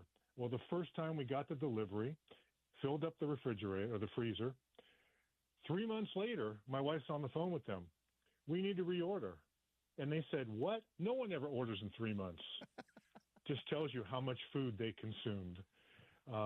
When Jeffrey left the house, it went to 4.5 months worth. When Mitchell left, it was 6 months and maybe even beyond. And ultimately, they called my wife and said, maybe we need to cut the service off because you aren't buying enough. And because we had the relationship and she was able to sweet talk them, we're still buying from them today. Oh, that's fantastic. I love it. I mean, my parents still, they haven't had to raise a teenage me for 20-something years now, and they thought I ate a lot, but I'm half the size of your sons. So, right. Look, I've seen pictures of like a young Jeff, like a toddler-sized Jeff, and he wasn't the size of a toddler. He was the size of like a 6-year-old. Like, where does that come from? You're a relatively normal-sized guy, right? I'm 6'1.5". Yeah. His mom is 5'9". We think the size comes from our parents on both sides. Our fathers were 6'1", and our mothers were 5'7". From that generation, that was a tall. So I'm not surprised on the height as much as I am just on the girth, and you call them behemoth, which is a word I use all the time, or genetically mutated, however you want to describe it. They popped out at 95% out of the womb and height and weight and never looked back. Well, again, I know more about your family than I should. Given it's weird, Jeff and I consider Jeff a good friend of mine, even though we've only been in the same room like 6 times or something like that because we worked so closely together for a long time. But you're not like the traditional jock parents that were just all about football only, baseball only, basketball only. My kids better be in the NFL or they're never going to be successful. This is the dream. Like you and your wife, both highly successful professionals with an emphasis on academia, as it was always told to me from Jeff. So how did sports fit into that household from the early days? It fit in because we balanced life and what we did. In the book Raising Giants, I have something called the Playbook for Success, and I call them 7 pillars for building champions. And the very first one says education is first, second, and last. And that was always the guiding principle for us. Jeffrey didn't play Pop Warner football in part because he was too darn big to play. But secondly, if he could have, it was bar mitzvah time, and bar mitzvah came first. They didn't miss school for things other than religious holidays because we felt that the academics was the most important and that they were likely to succeed in life by academics and not by sports. And so that's how we fit it all in. And it was a different time and place. I don't think there was as much emphasis on travel ball and all the activities that exist today that like my grandson goes through and all the different sports he plays. So it was a different time and place as well. One of the 7 pillars is one that I think we're losing a little bit when you talk about travel ball and how specialized kids get from an early age now. And I think it's not a kid problem, it's a parental problem. But one of your pillars is let your kids play whatever sports they want to play. So I know Jeff was a high level, baseball player at the high school level and obviously ended up being a professional football player. I don't know the full background on his younger brother, Mitch, but what sports did your kids play on the way up? So as youth, they played Little League baseball from the time they were 5 until 15, probably, before they went into high school. As a matter of fact, I actually coached them through that entire span, sometimes doubling up and coaching them in the same season with another parent who had similar aged kids. So that was their primary sport. Jeffrey dabbled in basketball early on and then played in high school, as well as football and basketball, football, and baseball in high school. Mitchell was a baseball player and then a football player in high school. Neither boy played football prior to their freshman year in high school. And then as time wore on during the high school era, Mitchell stopped playing baseball in his senior year. He knew where he was going and what he wanted to do. Jeffrey finished out his high school career playing all three sports. Lee Schwartz is my guest here on the Sean O'Connell Show, author of Raising Giants, My Extraordinary Journey with Two NFL Sons. His two NFL sons, Jeff Schwartz and Mitchell Schwartz, offensive linemen. Jeff still works in media. He was my co-host for a long time. He's been on this show dozens and dozens of times. Absolutely great stuff from Jeff every time, and this is the man who raised him. So excited to be talking with Lee Schwartz. So, all right, when did you realize, though, okay, these dudes are big and they're good. We might actually have something here at the professional level. I didn't know anything about football growing up. I watched it like most people do on the TV screen, and I thought I knew what I knew, and that was nothing. They got into high school first, and I had no idea that they would be qualified to go to the college level. And then I started getting feedback from coaches and saying, they really do have a chance. And that's what I relied on. I relied on the outside people, the coaches, people who had played football, who knew football, to tell me that the prospects were there for them to get to the next levels. And fortunately for them, it was high school to college and college to professional. With Mitchell, interesting story, and it's in the book. There was a former offensive lineman that played with the Minnesota Vikings, as I recall, and also the San Diego Chargers, Mike White, who was an extraordinary offensive lineman. He saw Mitchell play in Mitchell's freshman season, redshirt freshman season at Cal. And he was sitting next to a friend of his who became a friend of mine. And he said to his friend, number 72 is going to the pros. He's going to the league. And my friend said, well, why is that? Well, his footwork and just the way he handles himself on the field, I could tell he's going to the next level. So that's what I relied upon, Sean, was just the people telling me this information and assimilating it all. And ultimately, it came to pass. Is there imposter syndrome when you're the parent of these two like elite athletes who are going to go on and play what is so many kids' dream? And it's not something that you necessarily tried to cultivate and plan for. There are a lot of parents at the pro sports level and the college sports level where that's the culmination of something they dreamt up, maybe when they met their spouse or whatever. That every answer you're giving me, it was never the intent. You were just raising your boys.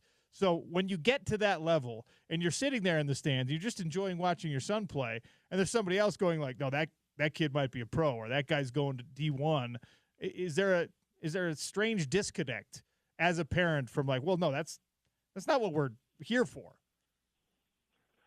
There's no disconnect. I would say that I just took it all in and enjoyed the process of it. And it gave me excitement to think that my kids could be at that level one day. I grew up a jock. I had dreams of playing college ball. I was always the tallest, just like Jeffrey and Mitchell, up until about ninth grade, and played basketball and thought, I'm going to go to college and play ball. And then at about 6'1.5", my growth plates decided to shut down. And that was the end of my growth. And so migrating from ninth grade basketball to 10th grade basketball, all of a sudden, everybody was taller than me, and that was the end of my dream of playing ball.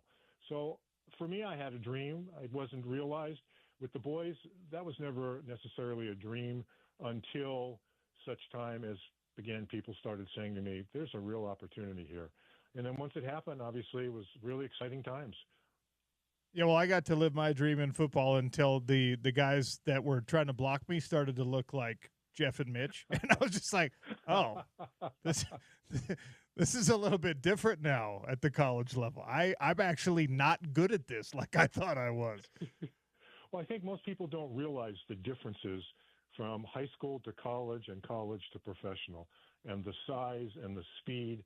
Jeffrey's always challenged people to take a look at a pro game up close and personal, if you can, and just look at how fast and quick, regardless of the size, these guys are. I mean, as big as Jeffrey was, I wouldn't want to get in his way. And I'm not a small guy. So there's a major difference for each level as you move up.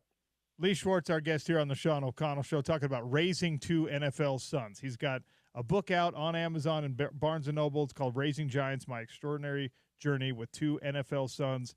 I've done a lot of radio and had a lot of conversations with Jeff. I've never even spoken with Mitch. And, Jeff describes it like they're very different.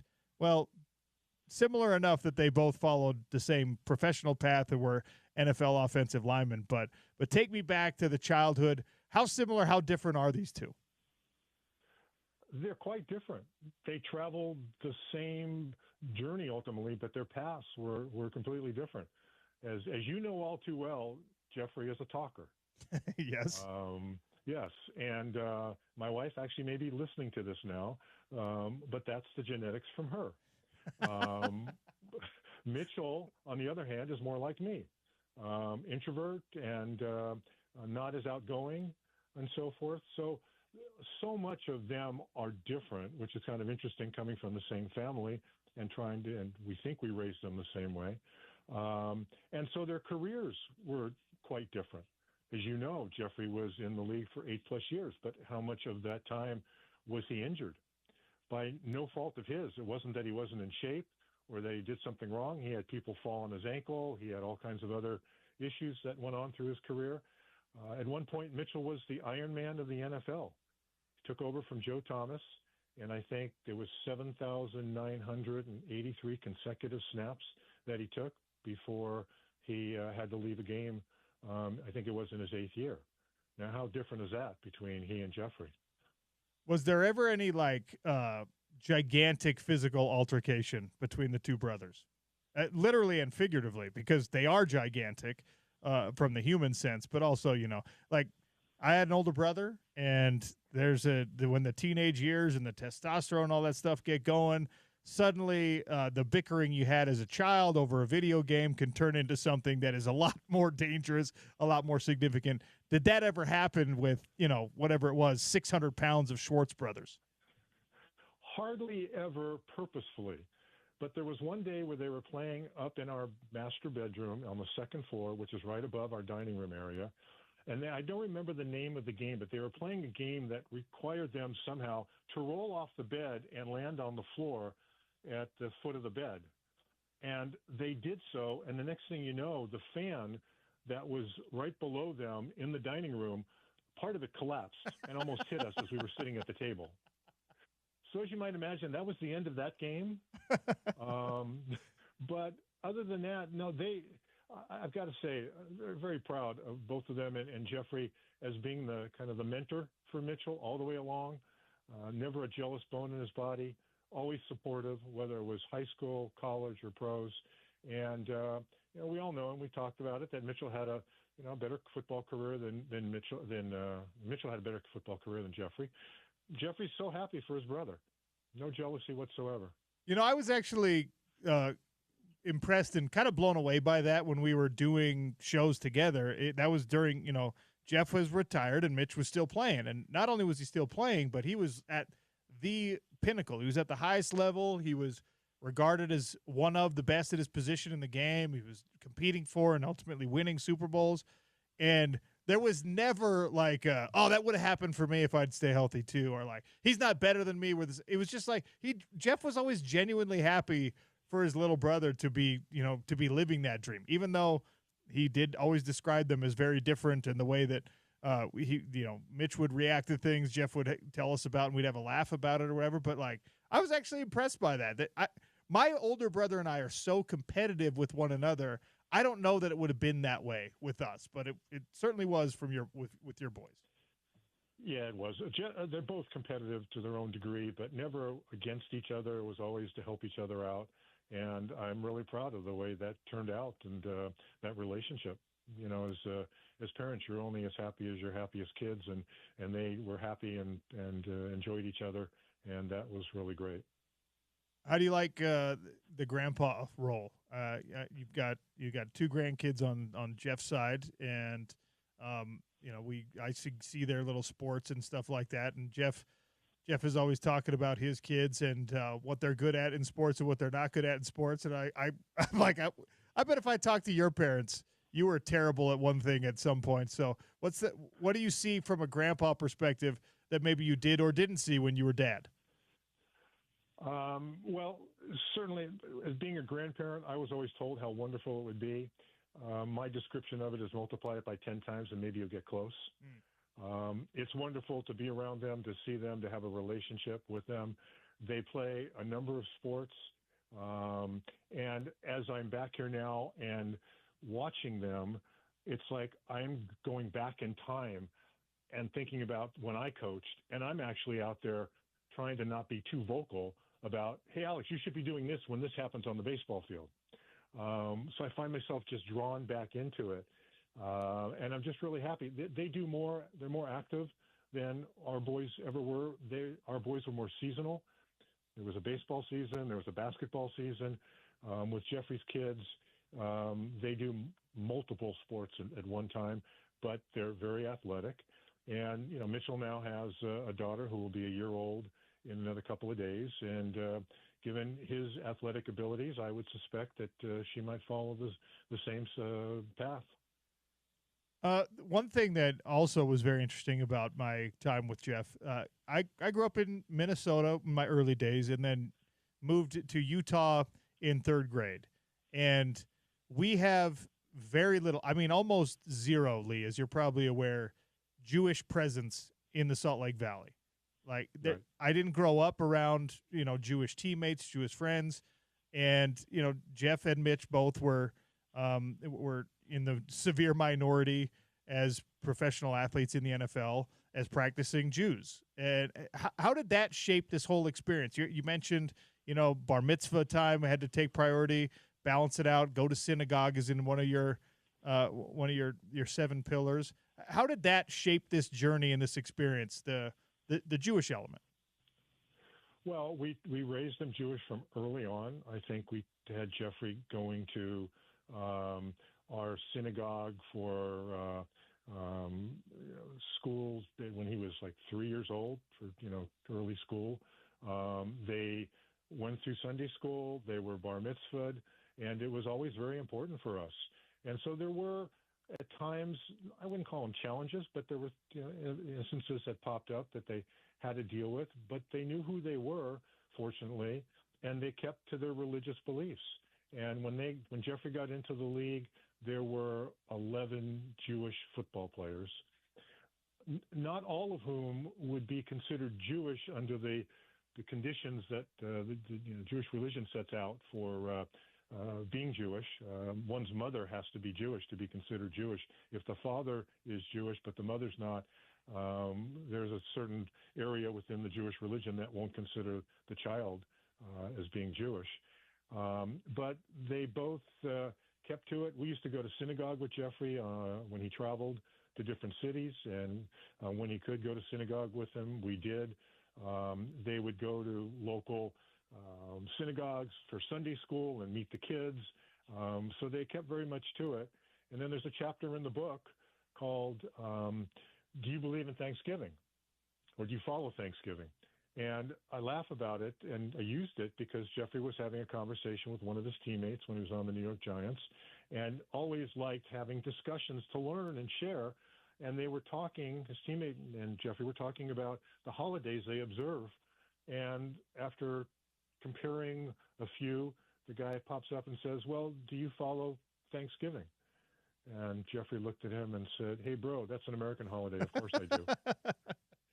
That's an American holiday centered around food. Of course, Jeffrey Schwartz follows that one. Well, of course. Obviously. Of course. And they didn't, and as best I can tell, there was never any overt anti-Semitism shown towards them.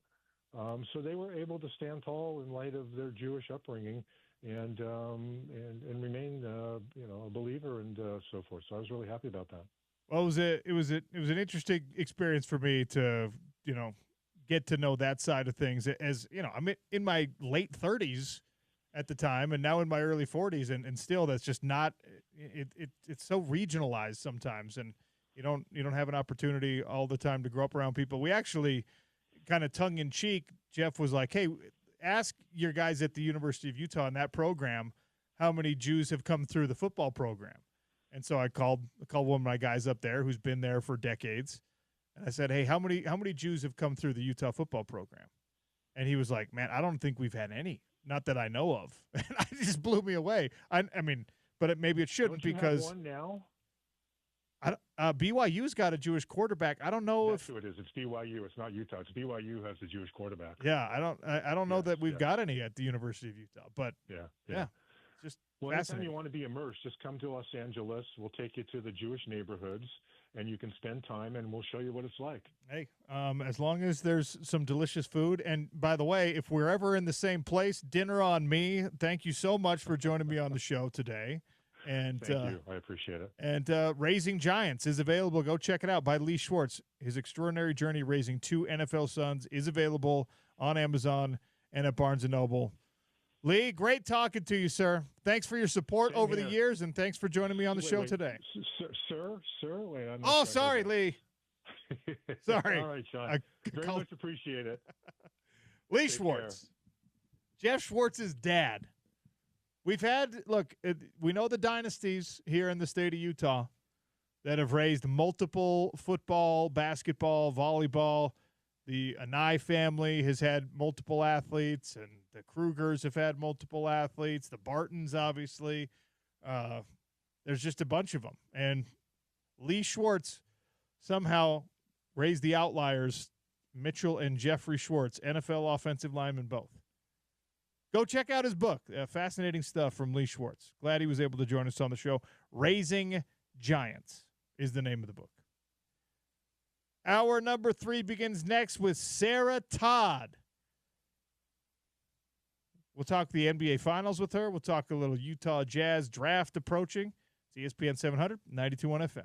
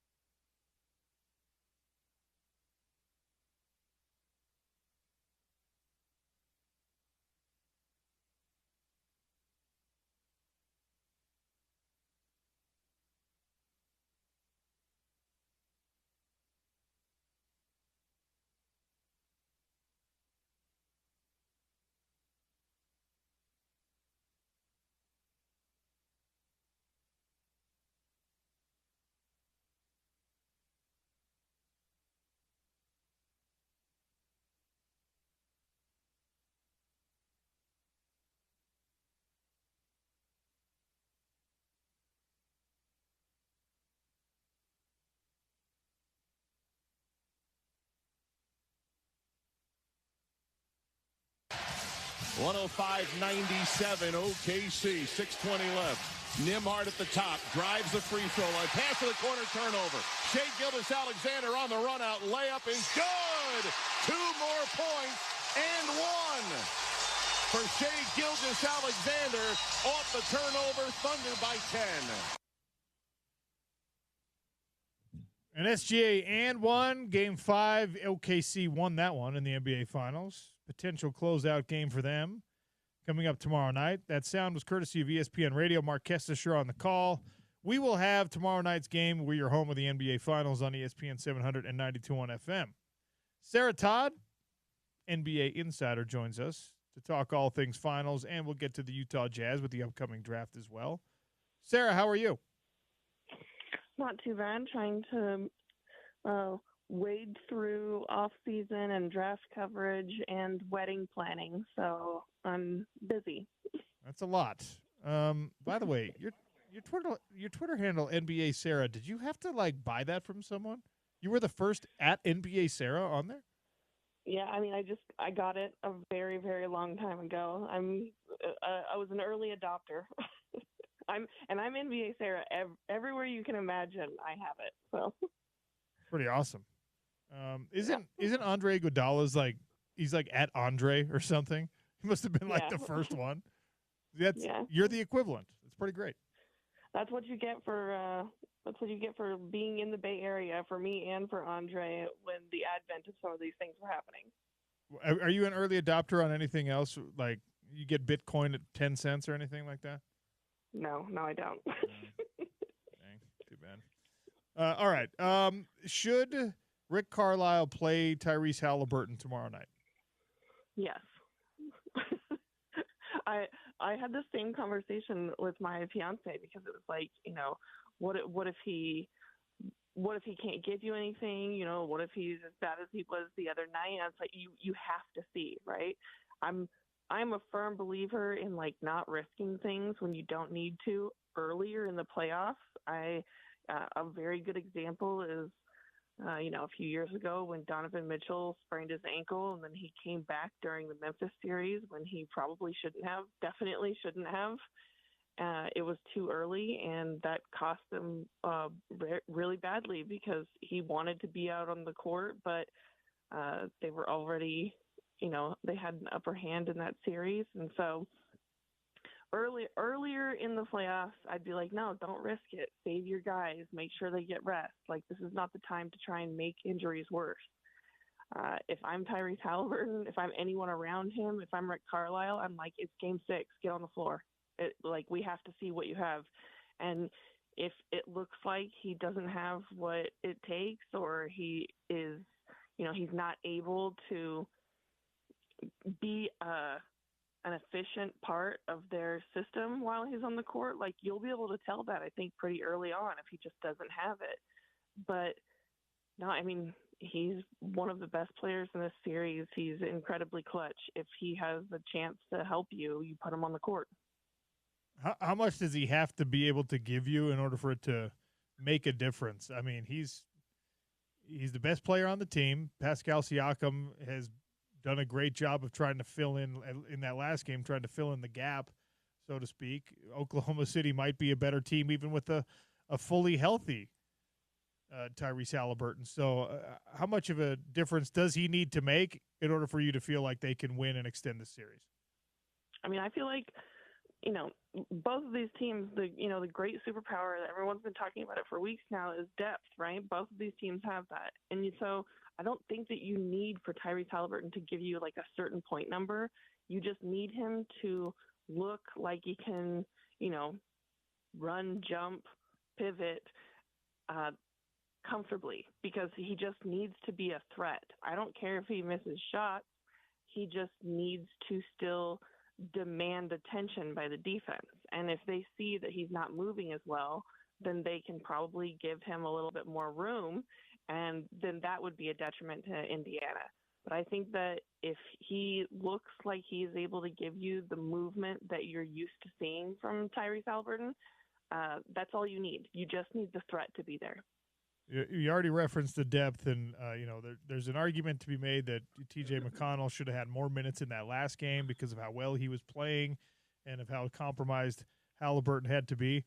How much does McConnell factor into the calculation on what we get from Halliburton in this next one?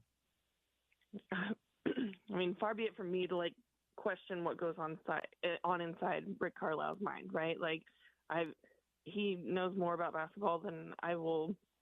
He'll forget more about basketball than I'll ever know in my entire life. And so, those are things that are constantly questioned and nitpicked in every series.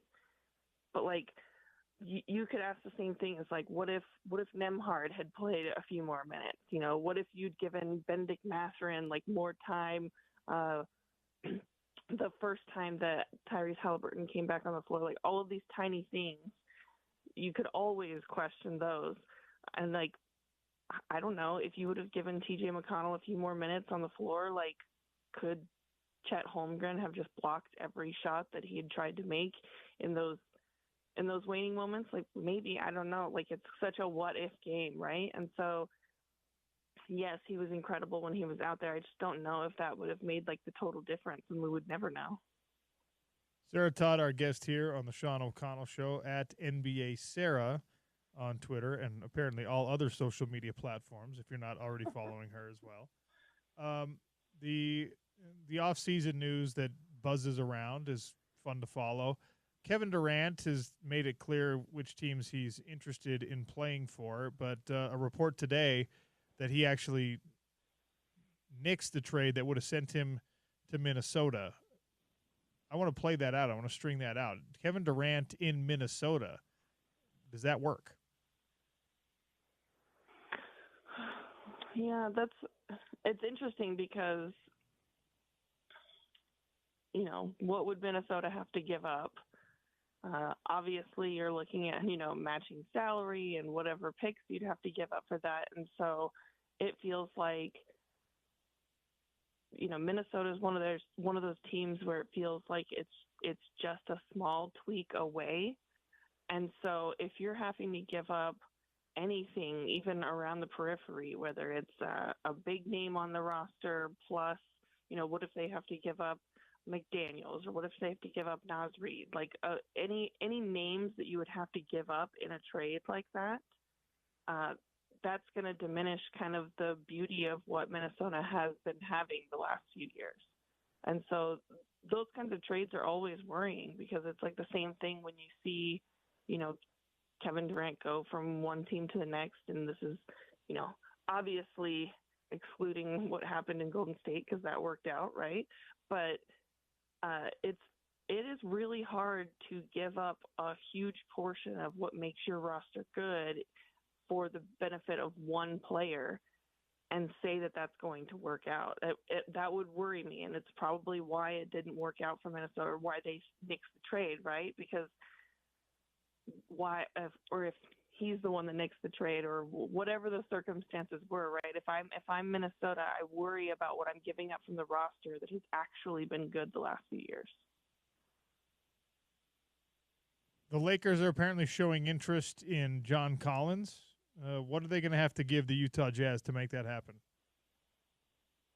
I know, if you're talking about players on the Jazz roster that are going to demand a high price for a trade, John Collins is probably not huge on that list, right? Because I think that the high trade prospects from the Jazz would be Lowry and Walker. That feels pretty obvious, but what the Jazz did with John Collins is exactly what they set out to do, right? You buy low. It was, a second-round pick, and the corpse of Rudy Gay was what it cost for the Jazz to get him. It was this guy might have something left in the tank, and if we can, if we can build that up and flip it, then and get a good price on it, then that's going to look really great for us. If we can build him up and then he ends up being a piece for us for the future, that would also be great. And if it doesn't work out and you bring in John Collins and he can't shoot anymore like some people thought was going to happen, and if he's just not as versatile as he used to be, as explosive as he used to be, then we gave up a second-round pick for it. It's not that big of a deal. So the Jazz are in an incredible position right now because exactly what they hoped would happen happened. John Collins 100% proved that the shot is still there. He's shot incredibly since he got to Utah. He's still explosive. He's obviously not as bouncy as he once was. That's going to happen with anybody, like, as time goes by. But he's still great. And he's proved to be, like, a little bit more dynamic than he even was in Atlanta. You know, he's not just, like, a spot-up guy. He can move with the ball in his hands. I would say I would rather not have the ball in John Collins' hands. But he can do some things, and he's good at the elbow, and he can knock down some shots. And so that's a useful guy to have. And obviously, with some Ainges working the trade phones, like you're not going to just give up things for the low price of nothing. And so I'm sure that they're going to be looking for something. I don't know if that means that there would be a first-round pick involved, but I can imagine something like that it would,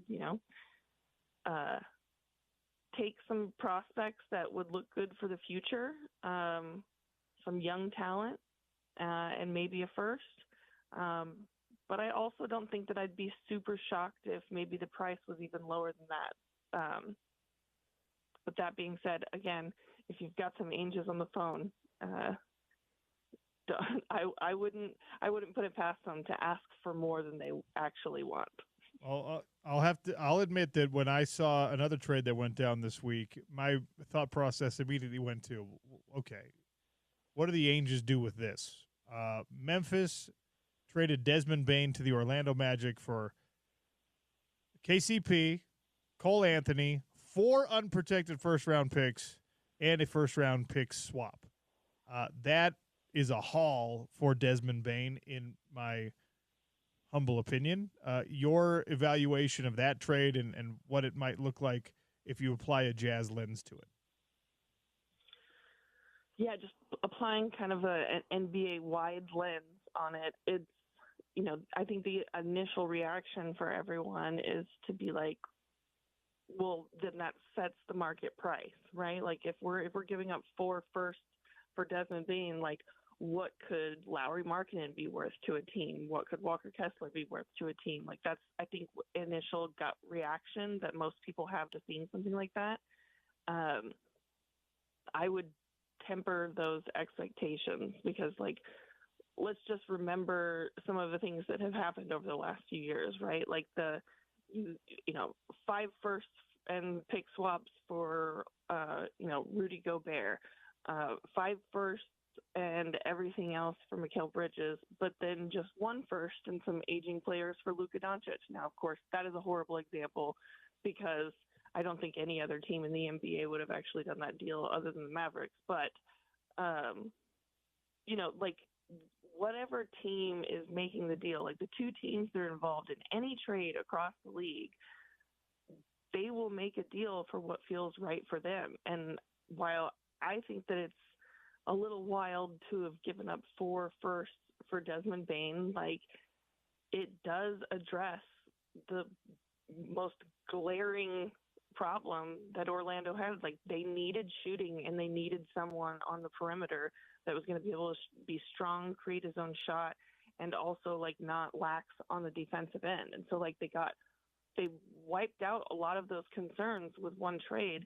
A 4 first is a lot, but if it made sense for them and they were willing to pay the price, then that's what you have to think about. And so it's about just, it's like it takes 2 to tango, right? And so if you're thinking about like what could the Jazz get for someone like Lauri Markkanen, you have to think about like what teams need that skill set and what would they be willing to give up for it. So I am hesitant to say things like, oh, like that sets the market and what the value is according to the NBA, because I think it's such a team-by-team thing. I've got to learn to view things that way, kind of as a default instead of my current state, which is the opposite, right? Where it's like, oh, if that guy gets this money, then everyone after him is going to get that money. If that guy's worth that many picks, then everyone after him is going to be worth 5 unprotected first-round draft picks. I agree with what you're saying.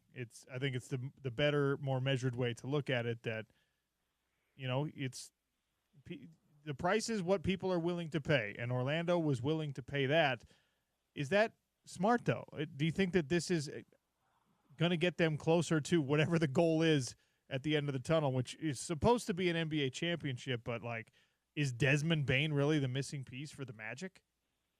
Yeah, that's a hard one for me to really get behind. But I think that, one of the things that has become glaringly obvious watching these playoffs is that, like, you don't need a big three. You don't need the biggest names in the NBA. Like, if you have a bunch of guys that you believe in and that can just be absolute dogs, the sum of the parts at this point today in today's NBA can be greater, because I don't care who you are, there's no one across the board in the NBA world, fan-wise, that would have called Halliburton, Pascal Siakam, or anyone else, Miles Turner, Benedict Mathurin, take your pick for the third guy. No one would have called anyone on that Indiana team a top 3 guy. No one would have called them a number 1 or maybe even a number 2 option. I think that a lot of people would have viewed those guys as like a number 3 option on a team, or possibly a number 2, but none of them would have been considered like, oh, that's a number 1 guy that can help lead us to the finals. But look at what we have. Years ago, right, people wouldn't have considered Shea the guy. Look at what Jalen Williams did in Game 5 of the NBA Finals. No one would have considered him the guy that was going to get you 40-plus in a Game 5 and help you win to get a lead in the NBA Finals. That is not what people would have considered for those players in years previously or heading into a run like this. And so when you think about a team like the Magic, who are kind of on the edges of the playoffs, and yeah, they fell out early, but they look like they're starting to gain momentum. Injuries were really, really bad for them this year. But you've got a lot of young players that look like they're going to have a really long and successful career. Maybe Desmond Bane is not the guy that's going to help, but is one of the pieces that's going to help him get over the hump. It's hard for me to think that like that's going to be worth 4 firsts in the future. But I also didn't think that like undrafted players like TJ McConnell or like, Aaron Nesmith or Nembhard or like, kind of these lower picks that end up being absolutely critical and important pieces of the equation. I didn't think that they would be, right? And so maybe it is. Maybe it will work. How many Jazz games have you sat out and played solitaire on your phone? Not a solitaire person. I'm definitely guilty of playing some Pokemon Go during some Jazz games. I will cop to that immediately. But I'll say this: the Jazz were not playing games that had any stakes whatsoever. So if the Jazz were in the NBA Finals, maybe you would leave the Pikachus alone? Yeah, not a chance. There's not I would hardly be looking at my phone at all if the Jazz were, and not even just in the finals, in the playoffs. So yeah, if there were stakes to a game, I'm paying attention to the game. People who don't understand the reference, Stephen A. Smith was caught red-handed playing solitaire at an NBA Finals game. All right, I don't know why I felt compelled to reference that guy. I'm not a big fan, but anyway. It's crazy. If you were to say, like, Sarah, I'm going to give you many, many millions of dollars, and all you got to do is just pay attention a few times a year, I would really pay attention a few times a year. Yeah, I think it's a great mystery how the sports media world has kind of consolidated, at least at that level, to just a few talents that are way drastically overcompensated and supported by whole crews of people who don't get any of the credit or the salary. But anyway, that's a different conversation. Before I let you go, LeBron James was talking to Steve Nash on a podcast, and he kind of talked about ring culture, as he called it. Like, everyone's obsessed with rings. How many championships have you won? And, these are supposed to be team accomplishments, but an individual is judged by whether or not they have a bunch of them. Your thoughts on not only what LeBron said, but kind of our collective view on people either being able to win championships, and that puts them on a certain level, or not. Yeah, that's, I think that when you're someone like LeBron, you're in a different part of that conversation, though, because, a guy like LeBron will be judged by how many rings he has, as have, like, all of the greatest and most talented players that have ever played in any of their respective sports, right? Like, you're not going to talk about the Tom Brady's without talking about the number of championships. You're not going to talk about Jordan without talking about, the six. And that's inherent. And so I think that he is kind of in a different category. But I think that there's a small shift. I was talking about this recently with someone from Milwaukee, and we were talking about some of the international players in the NBA, like Giannis or like Lowry. Obviously, those are guys that are in two completely different tiers, even separate from LeBron, right? Like, you have Giannis, who is probably going to go down as like one of the most impressive and one of the best to have played, and he's clearly one of the best in the game today. And a guy like Lowry, who is in a completely different tier. But some of these international guys, right? Like, Lowry willingly and knowingly signed up and knew what he was signing up for, to be on a team that he knew wasn't going to win anything, but because the happiness of his family and the amount of money that was involved kind of counterbalanced any of, like, maybe the prestige that would have happened had he maybe been somewhere else. And if you look at a guy like Giannis, there's, rumors that he would be open to a trade, but he's not demanding anything. And I think that we all know, like, things in Milwaukee aren't going to go great. The injury to Dame and everything else that's going on there, like, it's just not enough. But some of these guys are realizing, like, the job to play basketball is an absolute dream. And if you can be at, like, the mountaintop of that, that's rare, right? Like, not everyone gets to do it. Like, it's obvious to say, but, like, it needs saying, like, only one team gets to win the championship every year, and it's really, really hard to do. And being able to do it is incredibly difficult, but also, like, your chances are not good.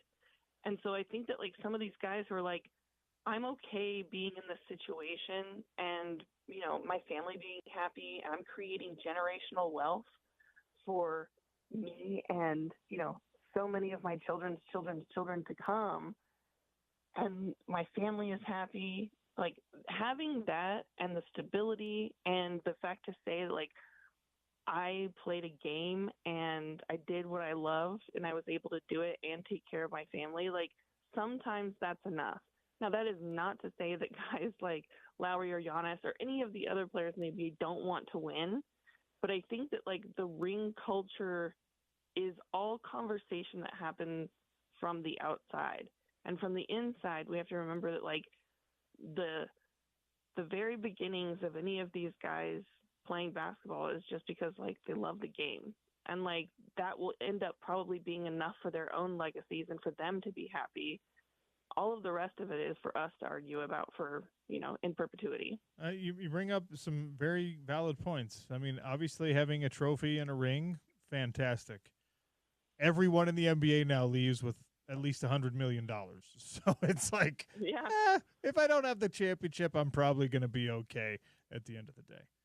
All right. What before I let you go, what phase of wedding planning are we in now? How can we help? I am, like, the most type A person in the world. So, like, a list, a set, an organizational, like, spreadsheet, being hyper in control of everything down to the last detail. Those are all, like, my strong suits. Okay. And so, honestly, and I say this, like, knocking on wood, crossing my fingers, anything that I can do, the planning has been really easy. And so I feel guilty sometimes when people will say like, "Oh, how's wedding planning going?" And I'm like, "Oh, it's great.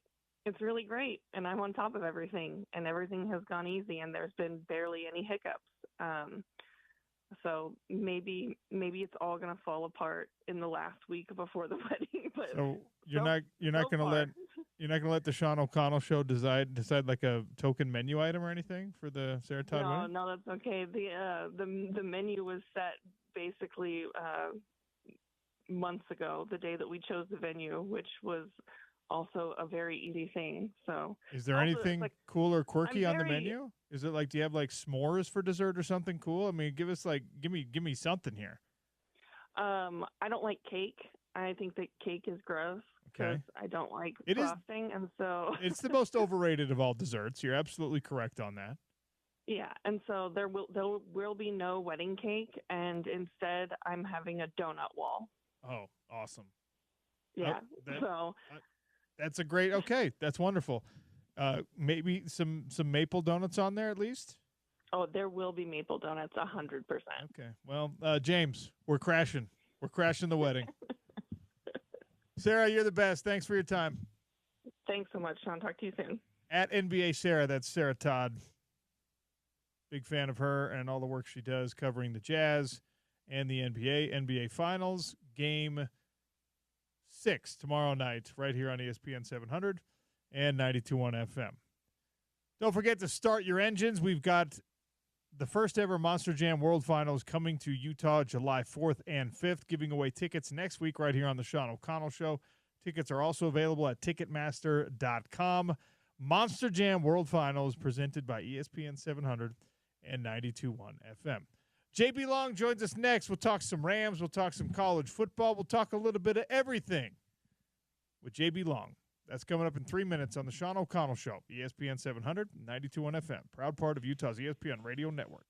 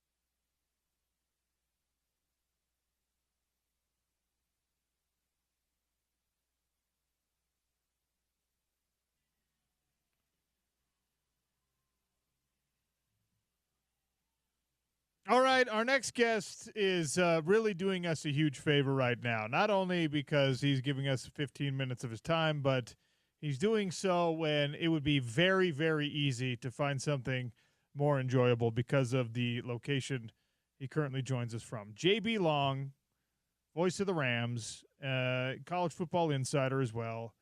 is in Maui for Rams Maui camp. JB, welcome back to the show. How are you?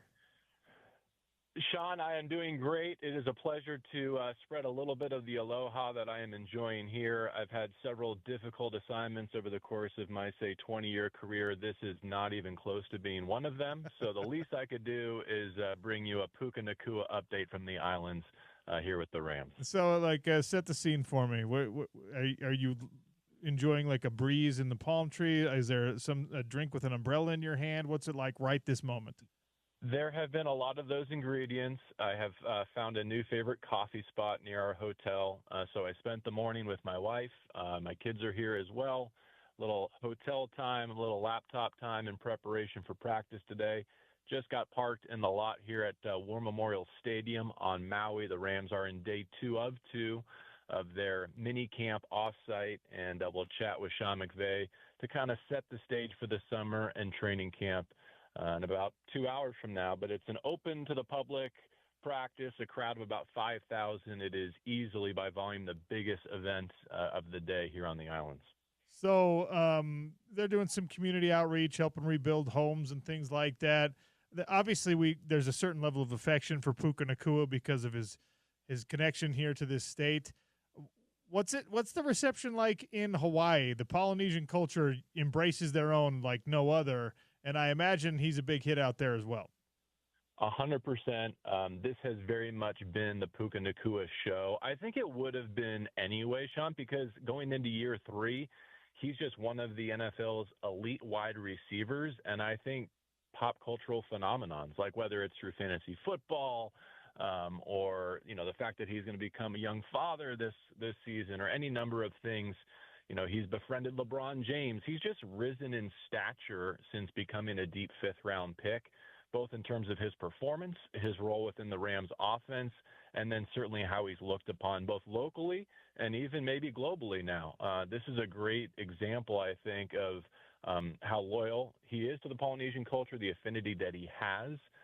He made a trip this summer earlier to American Samoa, where his family is from, and the Rams are going to have some content pieces around that coming up here this summer. But in the meantime, he had an incredibly warm reception here, and then he actually devoted quite a bit of his time, I'd say more than an hour, not only to autographs, but also to running a youth camp after the Rams practice, flag football for the girls, tackle football for the boys. He got crossed up in coverage and was throwing touchdown passes. So how he is. You cannot erase his smile. His enthusiasm is contagious. And I think that's been one of the real bright spots of this decision organizationally, is just the chance to showcase what a great human being he is, in addition to being one of the new faces of the NFL.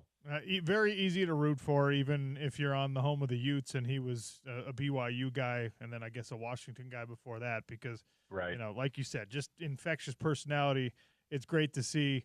And when you're talking about guys that are easy to root for, I think this Rams organization is full of a bunch of them, but how's it actually going to translate this year? I mean, I know you're getting eyes on and seeing how this team is coming together in its current iteration.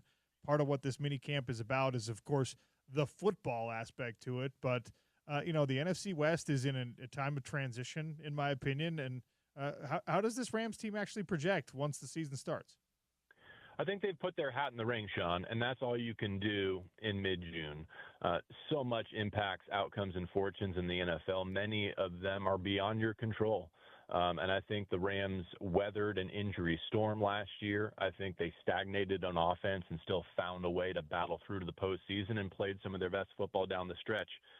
But you know better than anyone, you don't start with double-digit wins and a home playoff game in 2025. You start from the bottom of that hill, and you have to build your way back up to 10, 11, 12 wins and maybe another NFC West title.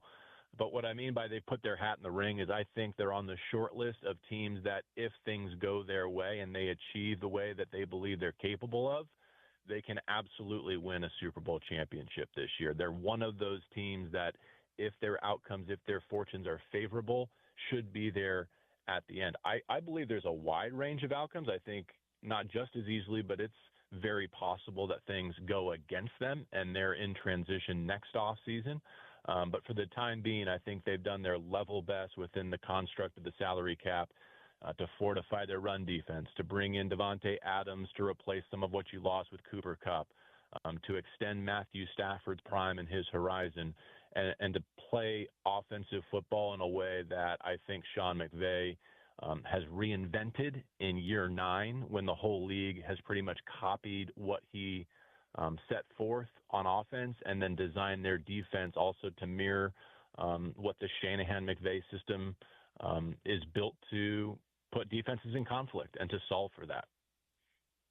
I saw on your Twitter that the Aaron Donald celebration game has been scheduled. It's a long way away. We're not talking about – it's November, almost Thanksgiving time, when it'll be L.A. versus Tampa Bay for the I guess, the flowers to be given to Aaron Donald, who's not only one of the all-time franchise greats, one of the all-time greats in the game, period. You'll be there. You'll be calling that game. Aaron Donald, as a member of this franchise and as a piece and a face that they can continue to kind of like lean on and celebrate. Just give me your sense of that great player. Yeah, I think it's incredibly important, not only in terms of bringing a championship to Los Angeles, as he did in 2021, not only being a first ballot Hall of Famer, but being an ambassador and a culture setter well beyond his years. We were reminded of that as recently as last week when the reigning NFL Defensive Rookie of the Year, Jared Verse, went and challenged Aaron to a workout at the Donald household and barely survived. I mean, his tongue was on the floor, and Jared is one of the most energetic, vibrant young talents in the game, and even in quote-unquote retirement, Aaron Donald can still put him to shame, in 90 minutes on his home turf. And so I think their ethos of dog work, which is kind of like the defensive front mentality that Aaron Donald insisted upon, even 3 seasons after his departure, 5 seasons down the road, I think will maintain and persist because he still lives and resides in Los Angeles, because he's still around the franchise, but because everyone understands that the Aaron Donald standard is now what you strive for if you're going to play one of those positions. I imagine you saw this, but we played it on the show yesterday. Teron Armstead talking about some of the players, the pass rushers he went against that helped motivate his decision to retire. And the first name that came out of his mouth was a guy you just referenced in Jared Verse. And when you hear a future Hall of Famer talking about a young player and saying that guy is different, and he highlighted the bull rush. He's like, that bull rush is different. Even when you're ready for it, it just feels different. To hear that from someone who's blocked everybody, got to be exciting not only for the fans, but for Jared Verse as well. It really does. I mean, it kind of gets my adrenaline coursing because when I think about the year that Jared had, it wasn't complete. It was outstanding. I think it was worthy of NFL Defensive Rookie of the Year honors, but he said himself he probably left 10 sacks on the field last year in 2024, and I agree. I mean, the story of the first half of the Rams season was how forceful and potent he was, but how mistake-driven the Rams defense was and their inability to corral certain quarterbacks. They turned a corner somewhere along the way, and their playoff run was incredibly impressive. And I think for Jared and his running mates this year, it's very much about, okay, how do you go from being the best young pass rush in the National Football League to the driving force behind one of the most ascendant and dominant defenses, period, in the National Football League? And if they can continue that up into the right trajectory, then I do think the projections that we talked about at the outset of this conversation are very real. Because I think the offense will take a nice stride forward. Special teams has been improved. If the defense can become not just a group that can be disruptive, but one that can be dominant and dictate terms, then I think we're talking about a whole different Jared Verse and Rams defense in 2025. And before I let you go, more of a big picture question here. The NFL is leaning further into international expansion, the brand growth beyond the United States borders. For years they've talked about, hey, maybe we could do a franchise in London. Maybe the Jaguars want to move there, stuff like this. The slate is more full than it ever was with international games this year. And look, there are some teams, obviously, that are international already. The Dallas Cowboys, people outside of the United States know that brand. Where do the Rams fit in there? Because, it is an iconic logo, the helmet, obviously. Is that something that this ownership, this franchise wants to spearhead? They want to be, because, again, L.A. is usually kind of at the center of those discussions when it comes to brand awareness. What about for the Rams specifically? Yeah, I think it's a really insightful question, and we could probably do a whole nother segment on that. But whether it's, Kroenke Sports Entertainment as a brand with reach to Arsenal and Europe, to here in Los Angeles with the Rams, whether it's the international investment and the marketing rights that the Rams have made, particularly in the Pacific Rim, to their willingness to host a game in Melbourne, Australia next season, I definitely think that's direction the Rams are pointing and devoting resources, and the NFL is clearly intent on growing their sport, their audience, their appeal internationally, the way that we've seen, for instance, the NBA do. I think the challenge for all of us is finding the right balance between what I think is the beautiful scarcity of football, right? The fact that it's a salary cap driven league, that there are only 32 teams and that it's built for parity, and that the playoff spots are so treasured. The expansion of the schedule, be it to maybe 18 regular season games, the proliferation of the days of the week that the NFL plays on. I understand the motivation to do that, but to me, there's just been a rhythm and a routine to Monday, Thursday, Sunday, and that being the diet of professional football that we're used to consuming. And I think any dilution of that could be counterproductive. But I think there's a pathway that the Rams and the NFL can get to where they're trying to go in terms of growing their audience without sacrificing the scarcity that I think makes the NFL the most popular sport in America. JB, appreciate you giving us time today. We're very excited. We talked about this already. We're very excited to be a Rams affiliate now in Salt Lake City here in our ESPN and Broadway media family. So we'll be hearing a lot more of you as the fall approaches.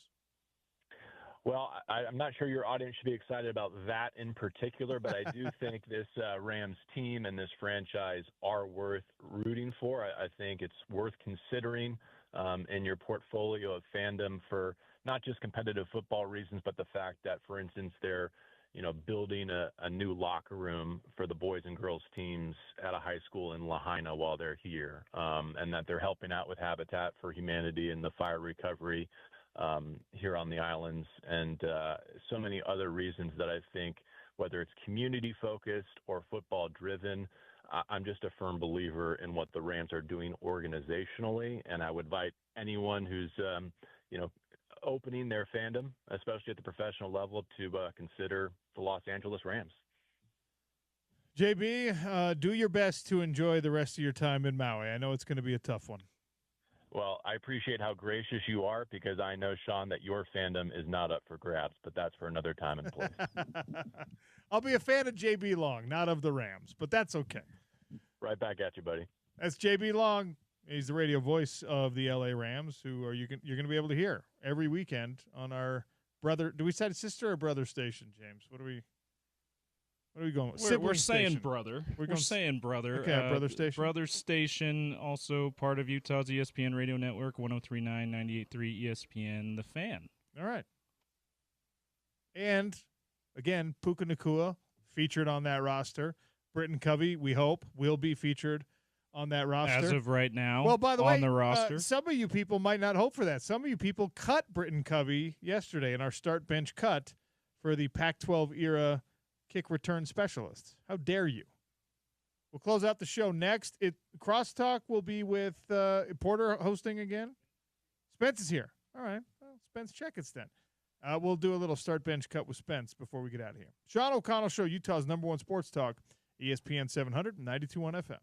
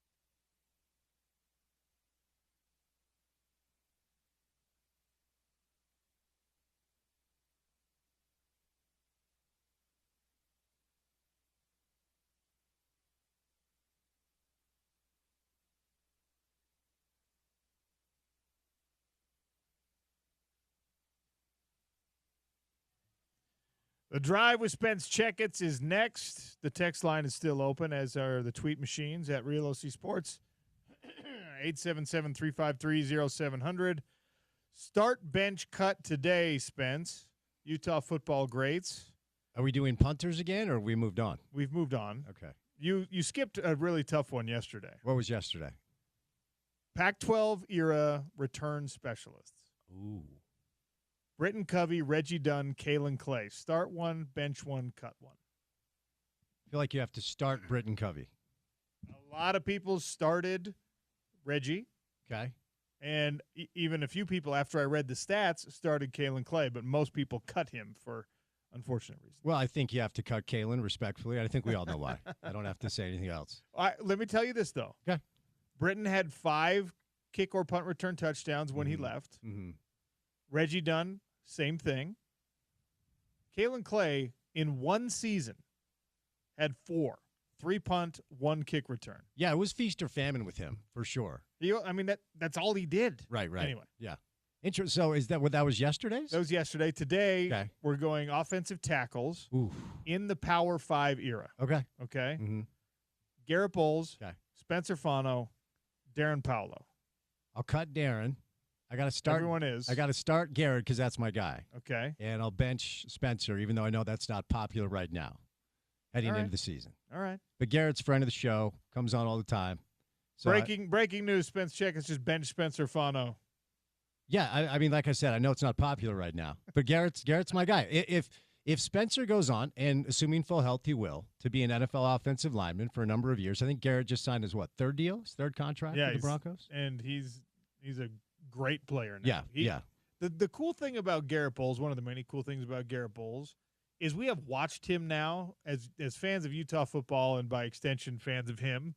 We have watched him now go through like 2 very significant growth phases as a professional, as a player in life, where like the JUCO story, where he was this troubled kid who was very nearly close to throwing his life away, and then ended up being a first-round draft pick. And then as a first-round draft pick, he was over-penalized and he was struggling mightily.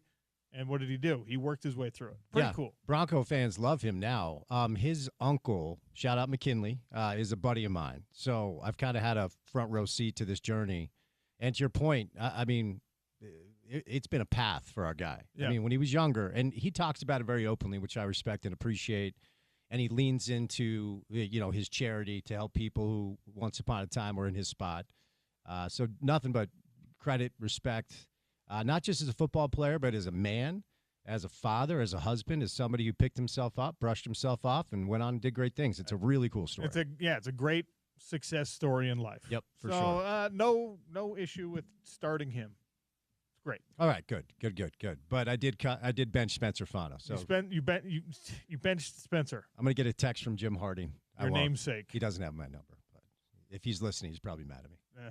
I'm sure. How you doing, bud? Everything good with you? Yeah, everything's great. You missed me yesterday? I did. We missed you greatly. Did you? Yeah, we did. Okay, good. Thank you. I appreciate that. I missed you too. Tony Parks came in and was yelling about Britton Covey and Reggie Dunn and Kalen Clay. And hey, the great thing about Tony is he'll have a take. No matter what. Shout out Tony. You drop one little tidbit of whatever it is, Tony's going to have a take for I actually, because he was like getting here a little bit late in the crosstalk phase, Porter gave me his answer, and Tony was like in the producer's room, and I was like, get in here for that exact reason. Yeah. I was like, I know you will have a take. No, it's one of my. Get in here. So, look, you've been doing this a long time, and so have I. One of the most challenging things to do is to find good fill-ins when you take time off, right? As you and I both know. And Tony is a perfect fill-in because he knows how to fill the time. He's been doing it for a long, long time. And whatever's going on, he's plugged into it. Like, Tony watches hockey. He obviously watches baseball because he's the voice of the Bees. So no matter what time of year, our guy TP will fill in, and he'll be able to give you takes for 4 hours. Sam Bennett won the Conn Smythe last night. Florida got their second straight Stanley Cup. He is now an unrestricted free agent. I mean, you talk about one of the great performances heading into free agencies, making yourself some money. For sure. If you're going to pay him what he and his agent are probably asking, he's got to be a first-line player for the most part. Yeah. $7 to $10 million for Sam Bennett to the Mammoth? he would be perfect, in my opinion. Now, I talked about this before the playoffs. I didn't know he was going to go on this run. And I just have to wonder if he's played himself out of the range that the Mammoth are looking to pay. I think they have, like 21 mil in cap space this offseason? 21 to 23. Thereabouts, right? Number. So plenty of space to add, too. And I just think he's exactly what the Mammoth need, like a gritty, physical frontline player that can score goals and isn't going to get pushed around. I mean, all these young kids have so much talent. But you're a season ticket holder. You went to a lot of games. There were way too many nights where you're watching Clayton or Logan, and they're so talented, but they need a little bit more bite. They just need a little bit more grit. And I think up top, that's what Sam can bring you. Mikhail Sergachev is currently your highest paid player, $8.5 million a year. Okay. And that price range, the reason why that you're justifying that for Mikhail Sergachev, who, by the way, in his previous stop, he was never your number one defenseman in Tampa. Mm-hmm. He was always like the Robin to the Batman, right? Mm-hmm. You brought him here and said, now you're Batman, $8.5 million. We're happy with that number because you have Stanley Cup experience. Doesn't have Conn Smythe Finals MVP level experience. Yeah. So if you follow just that line of thinking, I mean, 8.5, 9, you probably be willing to pay it depending on your other needs. Which is a ninth man's salary in pro basketball. It's so funny whenever I juxtapose these two leagues and like what the best players make. Go ahead. Do you know the highest salary, average annual value salary now? Is it Ovechkin? It's not. It's Crosby? It's Leon Draisaitl. 12? 14. 14? Yeah. 14 million. Yes. That's Jordan Clarkson money, dude. That's what that is. Jason Tatum's going to be making like 72 next year. And Tatum will make 14 mil after he'll go to bed one night and wake up and check his account. It's wild, man. It's funny. I spent the morning at the dentist, which is just so lovely. That's fun. It's the worst. And my dentist is the best dude. Love him. Big sports fan. And he's given up his Jazz season tickets this year in exchange for Mammoth season tickets. Cool. Yeah. Wow. And his whole thing is like, and it's always interesting, Sean. Like, you're a local, grew up here. You know the deal here. It was interesting to hear him talk about what Utahns appreciate, right? Like, people that will show up, people that will put in the work, and people that want to, perform for the community. And he said, not like overpaid players that don't want to play, like players that make good money but want to show up and go to work. And he and his family have just latched on to this hockey club, and ultimately they're in a wait-and-see mode with the Jazz, which I totally get.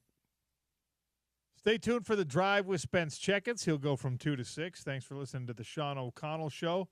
Tomorrow, is it James and Porter that are going to be hosting the Sean O'Connell Show? That's right. You'll get a healthy helping of James Peterson and Porter Larson as I'm off on some PFL duties. Thanks for listening to Utah's #1 sports talk, ESPN 700, 92.1 FM, proud part of ESPN.